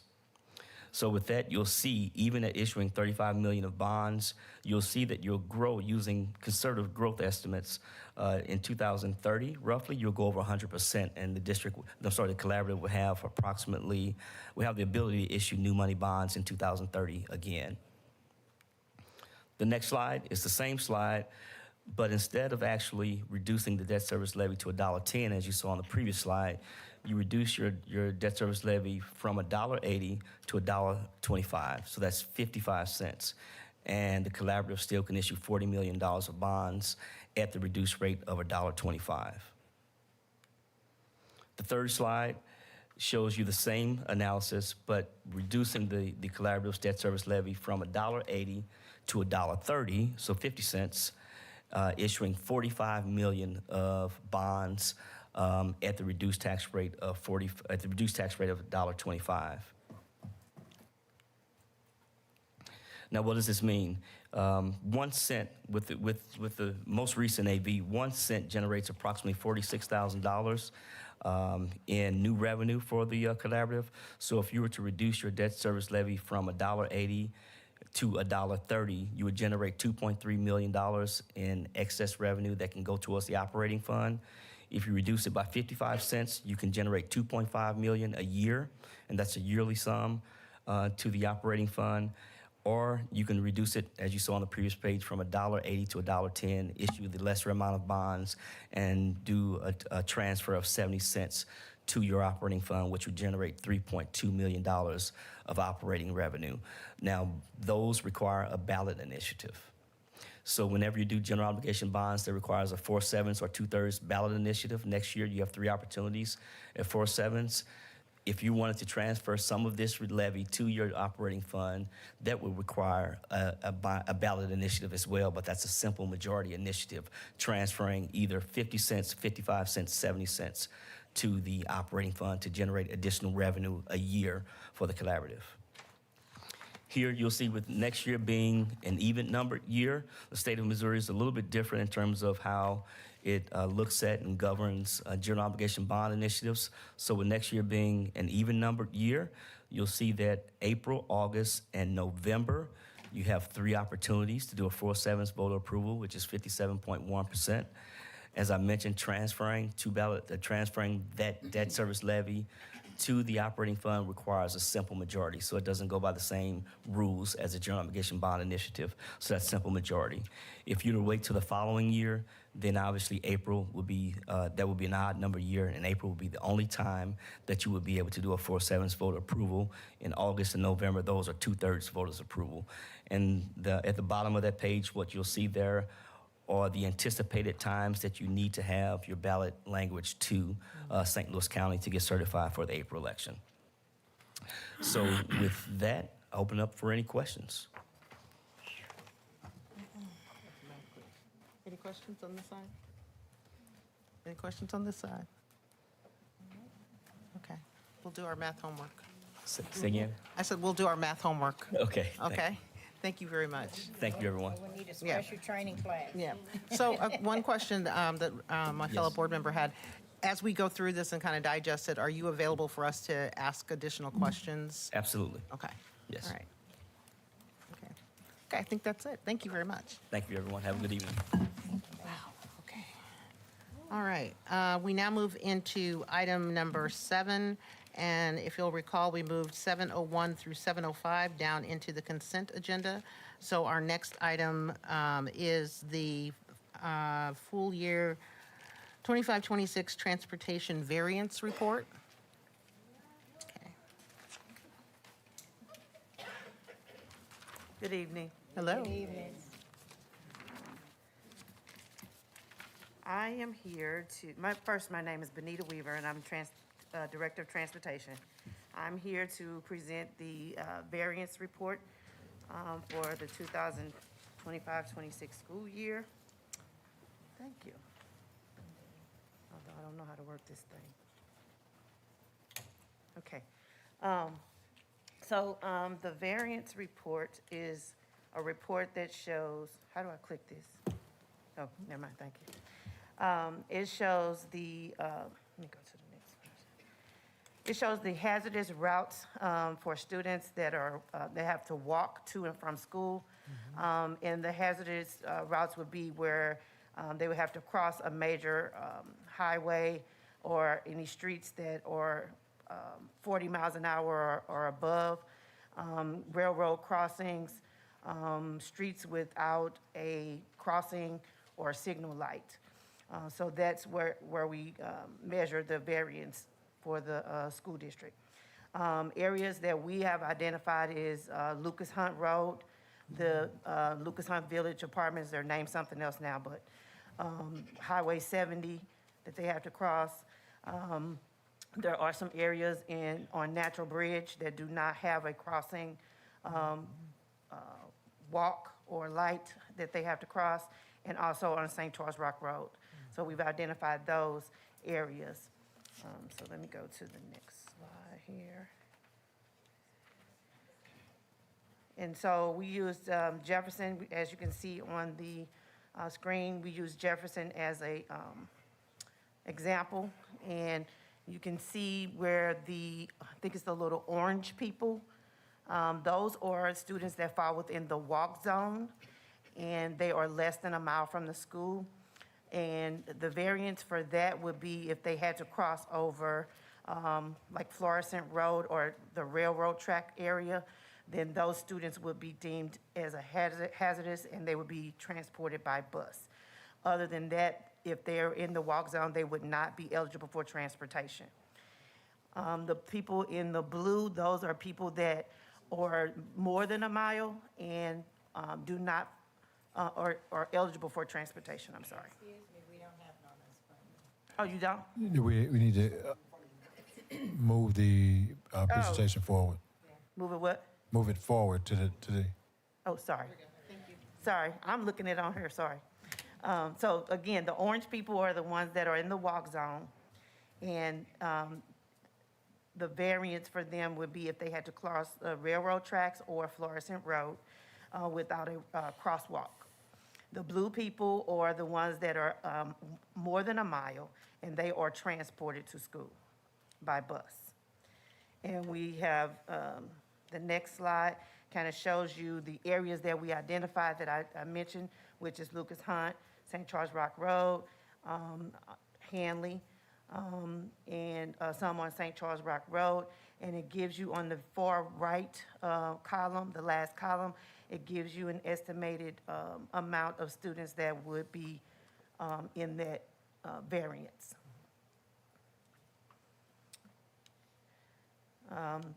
There are some more slides I want to go to just to show you that we have some for Barack Obama. We show the same thing. The orange people are within the walk zone. Again, if they had to cross any of those major thoroughfares, then we would consider the variance in that area.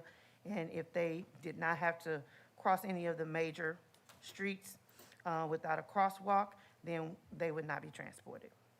And we also have that for each school. And that is all I have. Do you have any questions for me? No. Good evening, Ms. Weaver. It's Good really evening. good to see you. You too. Thank you for sharing this report. When I think about what you're sharing in terms of dangerous crosswalks and intersections and things like that, are you finding that our transportation employees are using their Centegix badges when they have issues? The bus drivers do not They don't have have them. strategic pass. The problem with that is that it's a moving target. So it's difficult to, if you hit the badge, they'll be moving. So you have to be around the beacons for them to bounce off. That's the way it's set up. But they do have other mechanisms to contact security, and they do respond. Thank you, Ms. Weaver. Yes, sir. That's a great question, Doc. Can I ask, what are those other, like, do they have a cell phone or what Yeah. do they? They have the two-way radio Two-way on the radio. bus, Radio, okay. and they call to the base. but security is able to hear on our channel. Okay, okay. And you're out in the morning, she's telling me too, okay. I'm out very early, yes, ma'am. Okay. Any other questions? Anybody? Okay. I have a question. I didn't see an example for the high school. Is it not one? We did not do one for the high school, but they would be considered the same. We would use the same criteria for a variance on the high school. I can get one for you if you want to see one. Okay, in relation to, because some of the maps, the students walking versus the students that needs transportation, I do understand the variances being the major intersections, the Rock Road, Lucas and Hunt, and things of that nature. In relation to the routes, how difficult is it? Is it only based on the variance, or could we still have the capacity to transport some of those students that are in not within the mile, but still very, distant from that mile mark, if that's making sense? So students that are a mile or less, we don't transport. Mm-hmm. And I believe the DESI rule is that they can walk up to 3 miles to school. Mm-hmm. So if we start transporting students that are within the mile Mhm. radius, then we would need a ton of bus drivers and a ton of buses. Mhm. And that we don't have. Okay, thank you. So we have a 1 mile radius is what we It's do a now. 1 mile radius from school to home, yes. Okay, all right. Other questions? Other questions? Okay, thank you. Yes, ma'am, thank you. Really, a commercial break. This is this is Transportation Safety Month. Oh, okay. And the mayors, you'll receive a letter if you haven't already, soliciting your support. Board members, you will receive a letter as well. We're asking for you to ride a bus. Contact Ms. Weaver to ride a bus in honor of our Transportation Safety Month. The cabinet has committed, so we'll be riding buses, I think, beginning next week. But the mayors, you will receive information as early as tomorrow, and board members, you'll receive as early as tomorrow. So I'm riding bus 4 at Lucas Hunt. I'm just kidding. But you can ride any, you can set it up with Miss Weaver, and you can choose any bus, anytime, either before or after school. It will be your choice. Well, may I ask that since we have students walking that's less than a mile, and it's That has nothing to do with you safety, riding the bus. I doing know, safety but I'm just month. saying. Nope, you ain't Can getting we- ready my conversation. Can we walk with some of the students as well? Well, I don't think we have a lot of issues with walking. I think our issues are with bus riders. I understand. So we want to make sure we have, eyes on the buses, because that's the way it was set up. You can elect to walk if you like. I'm not walking. I'm riding the bus. You can get your 22,000 steps in that way if you like. I'm just saying, I observed a lot of students in the morning as I'm dropping my child off. A lot of students just walking, so that's why. I think Director Taylor has. So, I do have a question. Thank you for your presentation, Ms. Benita Weaver. Some of the bus routes have been eliminated, is that correct? She's sitting down. Oh. I guess she thought she did her presentation. She didn't know we were going to ask questions. It's late. I know it's late. I didn't know we were gonna ask questions either. I know it's late. I know it's late, but you all know how I am when it comes to our scholars. Yes, ma'am. Because some of the bus routes have been eliminated, is that correct? We did You did, combine okay. buses, yes. Did you all take into consideration that because, November 1st or 2nd, the time changes, I believe, and is it darker earlier or later? It's darker later. Okay, darker later, so it'll be lighter. You all help me. Yeah, and in the morning Okay. it'll be darker. I just know it goes back and forth. Yeah. So, and the reason I ask that is because, I'm concerned about our children's safety. And so I just want to make sure that we have, that has been considered. Yes, ma'am. That because there are young ladies that are walking to schools. And if you look at Facebook and all these different things, we have too many of our young ladies are missing. They're missing. So when you start eliminating, for me, that's a problem.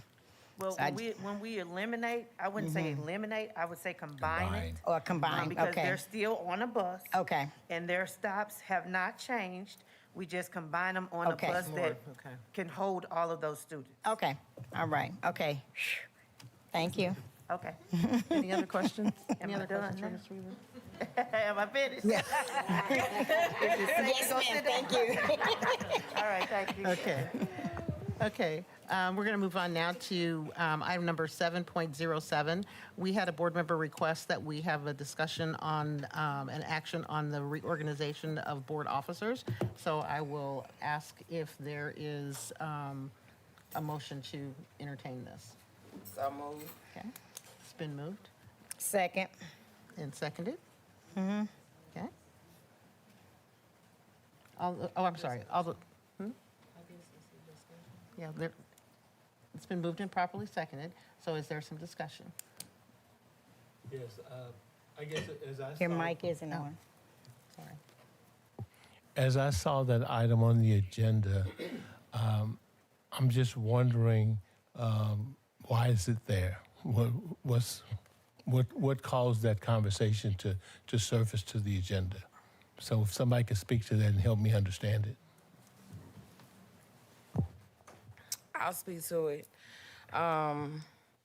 Since April, things have not been as smooth. They have been dysfunctional. Tonight we sit here at 10:10, and we still have items on the agenda to get to, school business. Myself, along with a few other my board members, the community would like to see reorganization of the school board. I don't know if anybody else want to add to it, so. No questions? No, said if you want to add. Oh, She said if you want to add. oh, no, Anna said no. Anyone down here? Any questions? Okay. So it's been moved and seconded. And so we've had our discussion. Is there any more discussion? Well, I guess the only other comment I would make, since April of this year to present, I am very keenly aware of what happens when you're sitting in the president's chair, because I've sat in that seat twice. And I can simply say from my viewpoint, as I've seen the work done, I believe that the current leadership has been giving due diligence to do the work that has to be done. Because right now, when you have a district that, sits at the bottom 5% of academics, there's a lot of time that it takes, to coordinate and pull information together. So I was surprised when I saw the item, only because I know what it takes to sit in that chair. So that's pretty much all I have to say. Okay. I guess I will say something. I feel very privileged to sit here.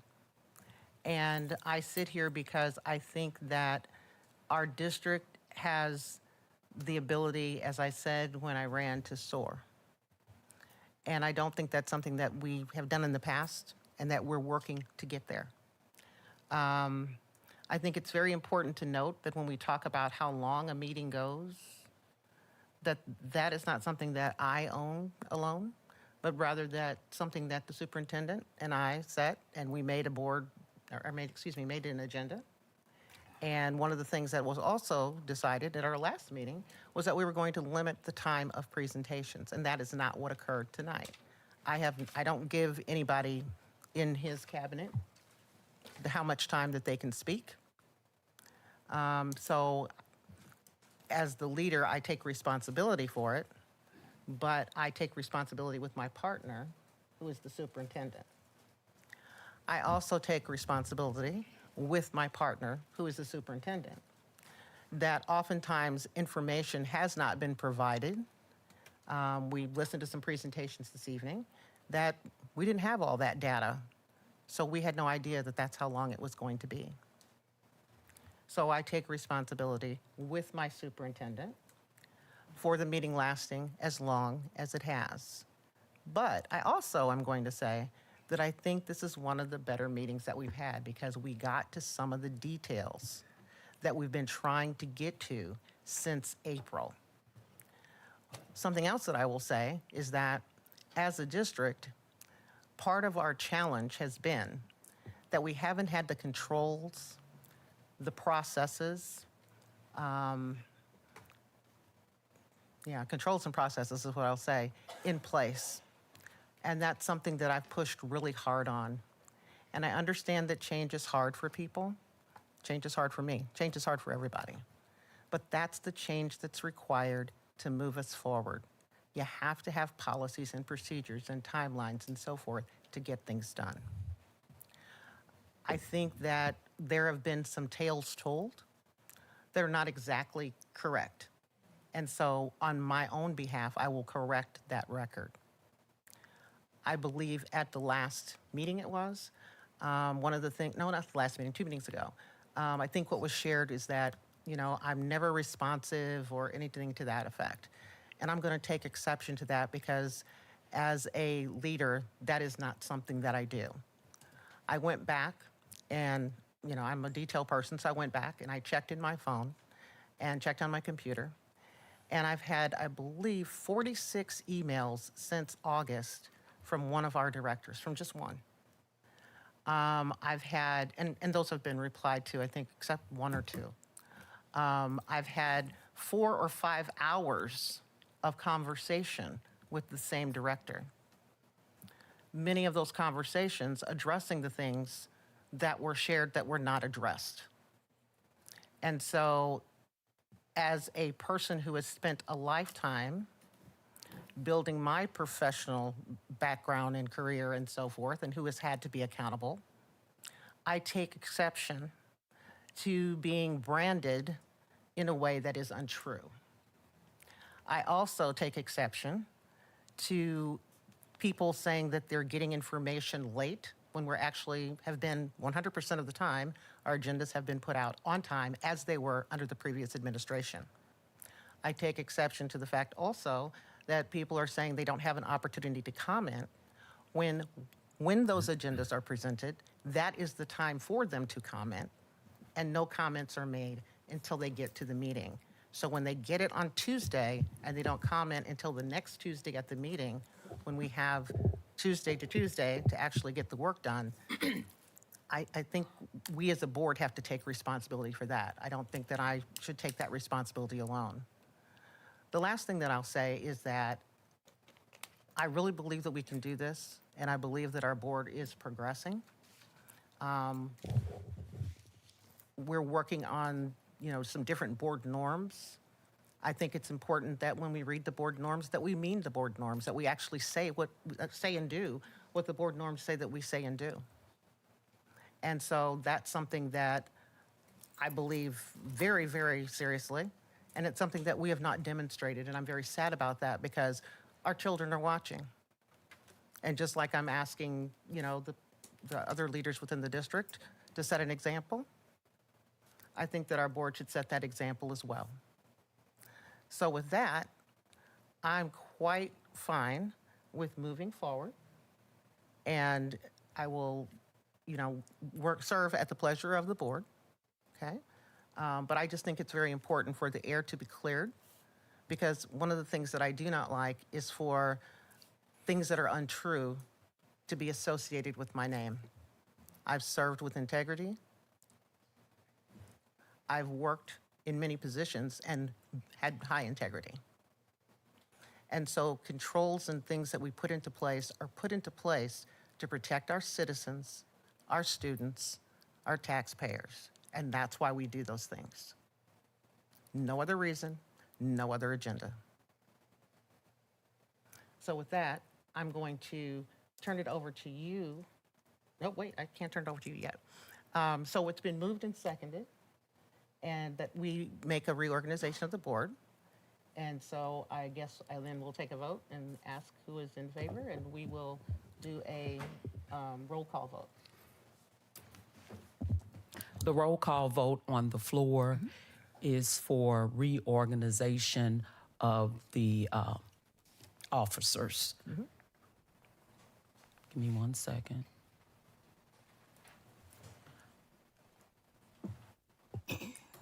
Director Davis Day, Yes. Director Dr. Petty, Yes. Vice President Edwards, Yes. President Milton Roberts, Yes. Secretary Taylor, Yes. Director Pearson, Yes. and Director Humphrey. No. Superintendent, the yes have it. Good afternoon.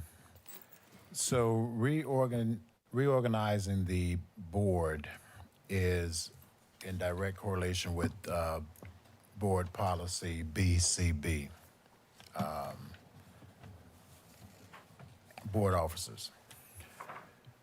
And at any point in time, the board can make this request. So I just want the public to know that. But I would ask before we go down the road, does the board have a slate it wishes to offer before we proceed to individual offices? No? Hearing none? Okay. So we'll start with nominations for president. I nominate Cheryl Milton Roberts. I nominate Chris Petty.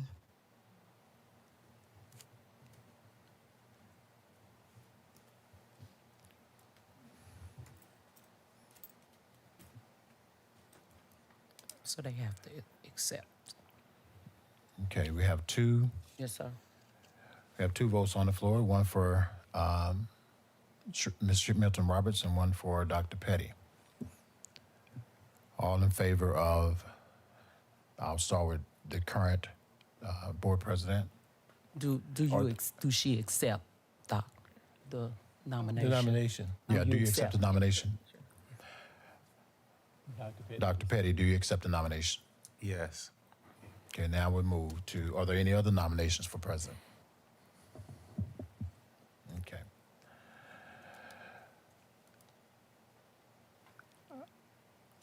All vote for current president Cheryl Milton Roberts. The vote on the floor is for our current president, President Milton Roberts. Director Humphrey, Yes. Director Pearson, No. Director Taylor, No. President Milton Roberts, Yes. Vice President Edwards, Yes. Director Dr. Petty, No. Director Davis Day. No. Superintendent, the noes have it.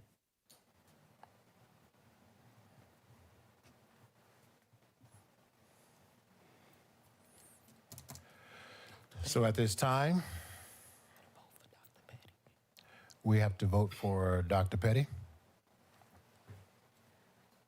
The vote on the floor is for Director Dr. Petty to be moved into presidency. Director Humphrey, No. Director Pearson, Yes. Secretary Taylor, Yes.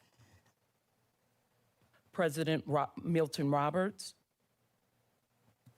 No. Vice President Edwards, Abstain. Director Dr. Petty, Yes. Director Davis Day, Yes. Superintendent, the yeses have it. Dr. Petty has been voted to be our president.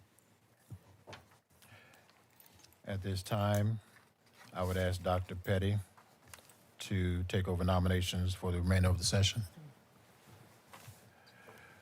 Now, the nomination on the floor is for Vice President. I'd like to nominate Director Teresa Pearson for Vice President.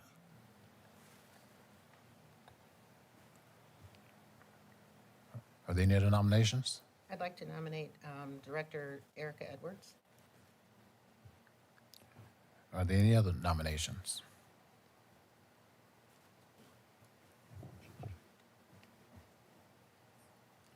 Okay, so we will have a vote for Vice President. I will start with the current Vice I President. declined the nomination.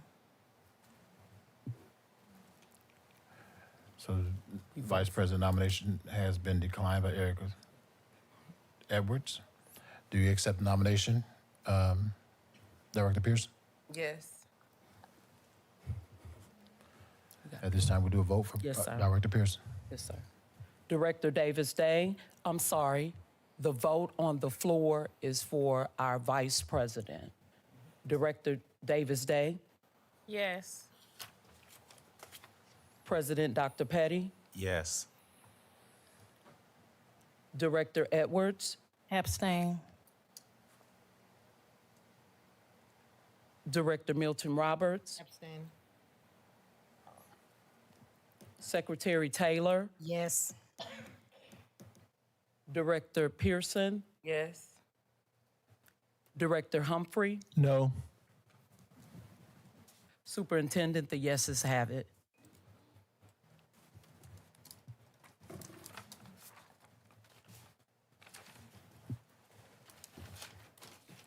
Thank you. Let's move to item 8, items for consent. Secretary. I was going to go Secretary, okay. Yes.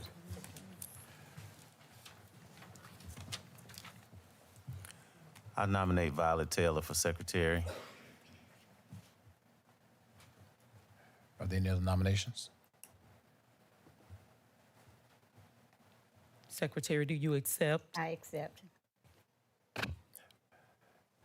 Let's vote for, Yes, sir. The vote on the floor is for our current secretary, Secretary Taylor, Director Humphrey, Yes. Vice President Pearson, Yes. Secretary Taylor, Yes. Director Milton Roberts, Yes. Director Edwards, Abstain. President Dr. Petty, Yes. Director Davis Day, Yes. Superintendent, the yeses have it. now, if someone could make a motion to close nominations? So moved. Second.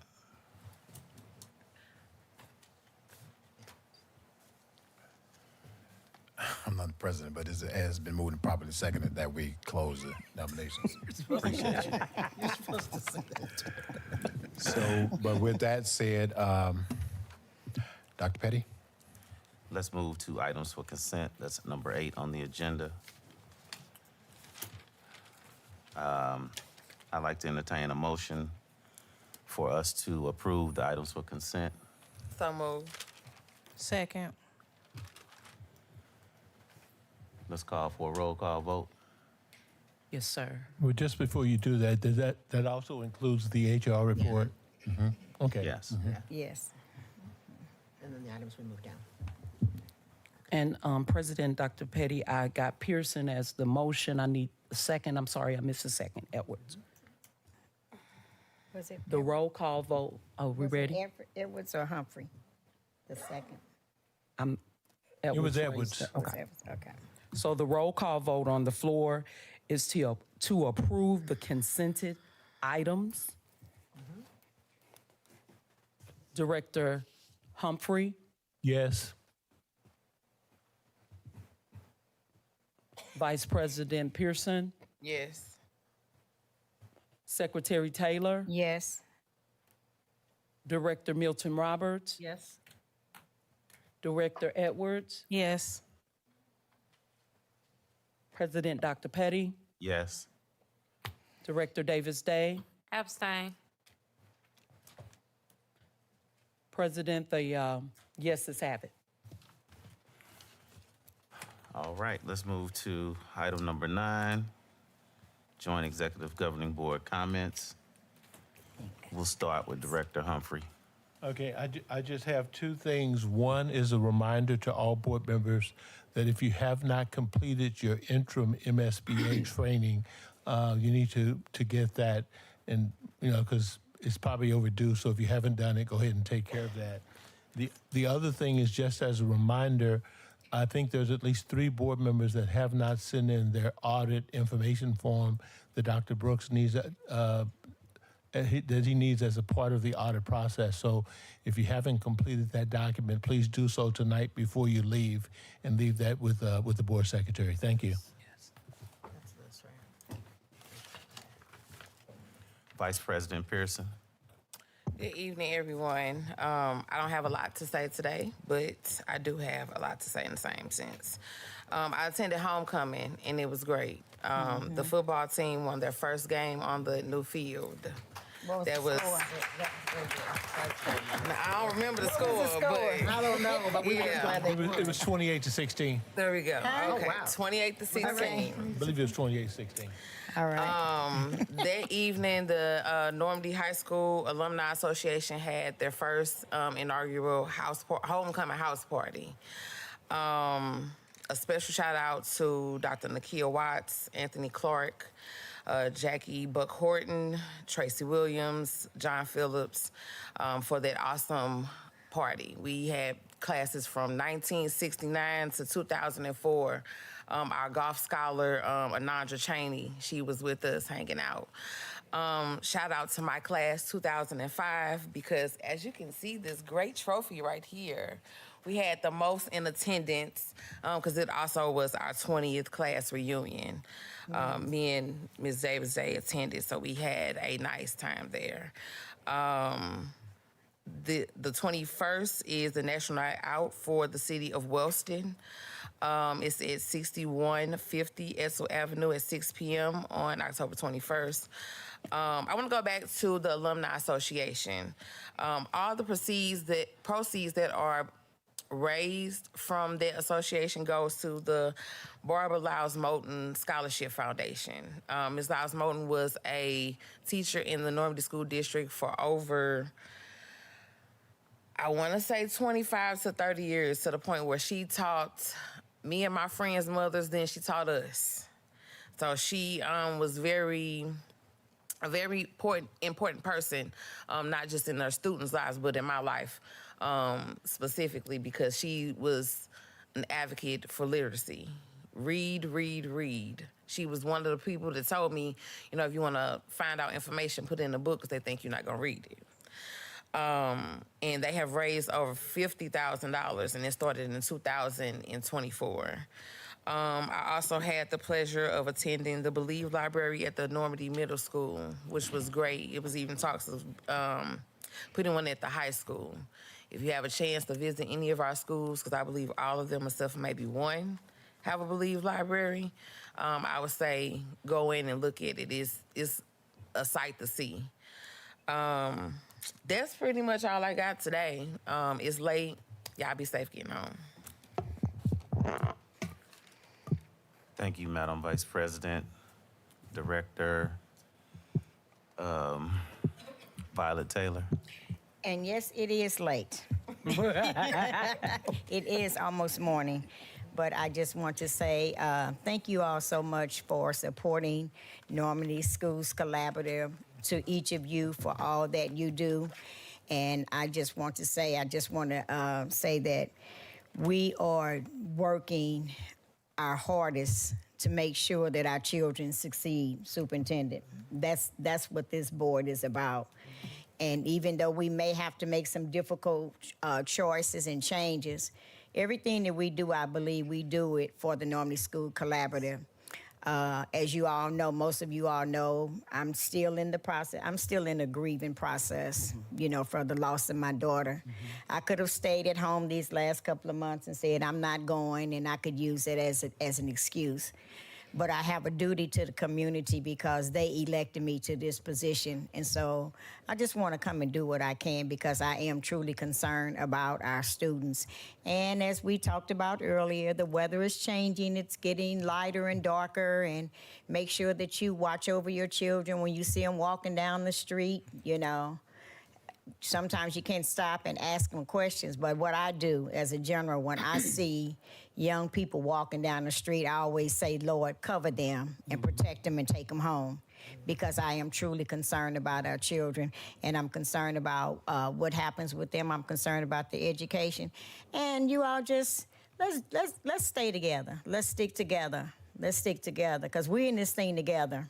We are in this thing together. And if we stay together, we can move this district forward, which is what we're trying to do. Thank you. Good evening. I have actually a sad note. I'm sorry. I think many of you probably know Driver Henderson, who always came to our meetings and came to the school board. And he was one of my neighbors. And unfortunately, we lost him last week. And he's also a Normandy alum. And so I just want everybody to know, I don't know any details yet about the services. His daughter, I believe it is supposed to be coming into town to take care of, you know, making the arrangements and so forth. And so as soon as I know, I'll let everybody, you know.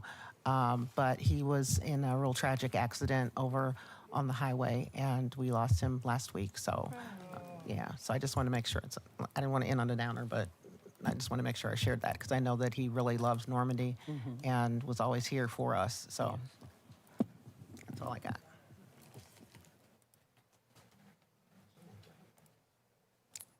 Is it on me?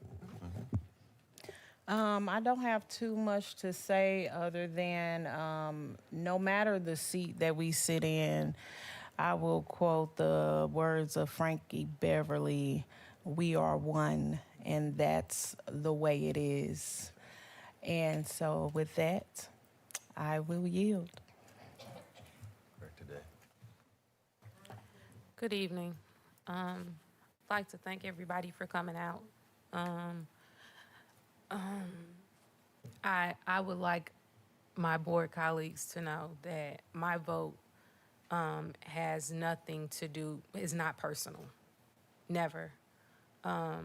My votes are always in the best interests of children. And my vote reflected what I believe is in the best interest of children. I have nothing personal against any of my board members.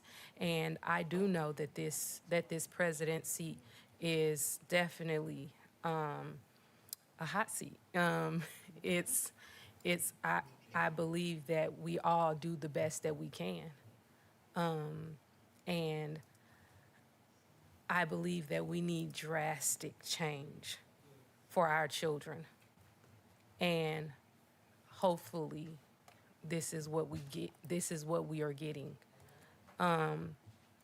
We have to do something different.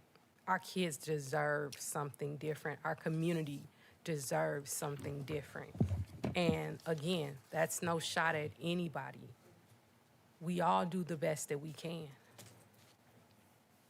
And you all have a good evening. I want to close by first saying thank you to Cheryl Milton Roberts for her leadership over these last few months. Thank you to Erica Edwards for her combined leadership and support of this board over the last few months. With each new era of board leadership, it represents an opportunity for us to better educate more children. Let us set aside every obstacle, every weight, and every petty sensitivity that distracts us from focusing on children and what they need to learn. Let's put aside all of our differences that keep us from advocating for those who are mostly responsible for their learning, the teachers. I'm looking forward to working with the superintendent. As Director Pearson hinted to, I'm looking forward to working with the community. I'm looking forward to working with the NEA. We're going to make some changes. We're going to do some things differently, and we're going to do it together. And I appreciate what Erica Edwards is saying. We are one, no matter what seat we sit in. We're going to do it together. I will see the superintendent first thing in the morning so we can start working on next month's agenda. We will not have a 4-hour meeting. Praise the Lord. Entertain a motion to adjourn. Oh, superintendent. Oh, superintendent's comment. President. Superintendent's comment. Yeah. So I first want to thank everyone for hanging in there. But I do want to say this, that in leadership and as leaders, accountability is what stands out. One of our mantras, or one of our biggest word this year is accountability. And I preach to every staff member, every person, every student I know about accountability. Not only holding people accountable, but being accountable yourself. This seat I sit in is a really, really tough seat. I have 7 bosses. There's 7 different personalities. I have 22, 23 amazing mayors. I think they're amazing. And I have to have conversations with them. I have multiple community partners, 400 some odd staff people, 2,800 students I have to have conversations with.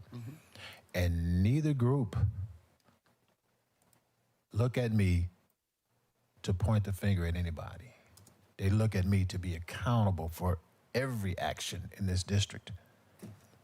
And you will never catch me pointing the finger at anybody. You will catch me saying, I own it.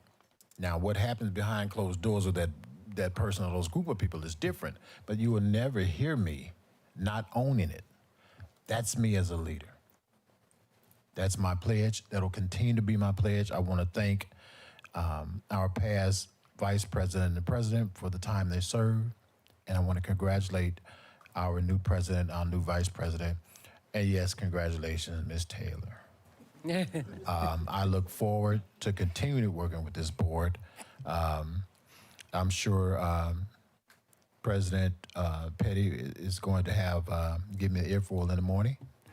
And I welcome it. I'm no stranger to hard work, especially when there are kids at stake, right? I mentioned at the board meeting that when it comes to children, I go hard. I got the heart of a 6'4" drug dealer. I got the hustle of a crackhead. And I got the attitude of a lion when it comes to these kids. And if you can, and I don't want anybody in here going out and saying Dr. Triplett is a crackhead and a drug dealer. Take the concept of what I'm talking about. And if you take the concept of what I'm talking about, those 3 people are fearless. The animal and the 2 people are fearless when it comes to things. And when it comes to kids, I remove everything, every obstacle, every conversation people are having if it's not for these kids. So I'll say, if you're not in it for the kids, move out the way and let people who are in it for the kids be for the kids. Thank you. All right, entertain a motion to adjourn. So moved. Second. By roll call vote. Yes, sir. We're voting to adjourn the meeting. President Dr. Petty, Yes. Vice President Pearson. Yes. Director Humphrey. Yes. Director Davis Day. Yes. Secretary Taylor. Yes. Director Edwards. Yes. Director Milton Roberts.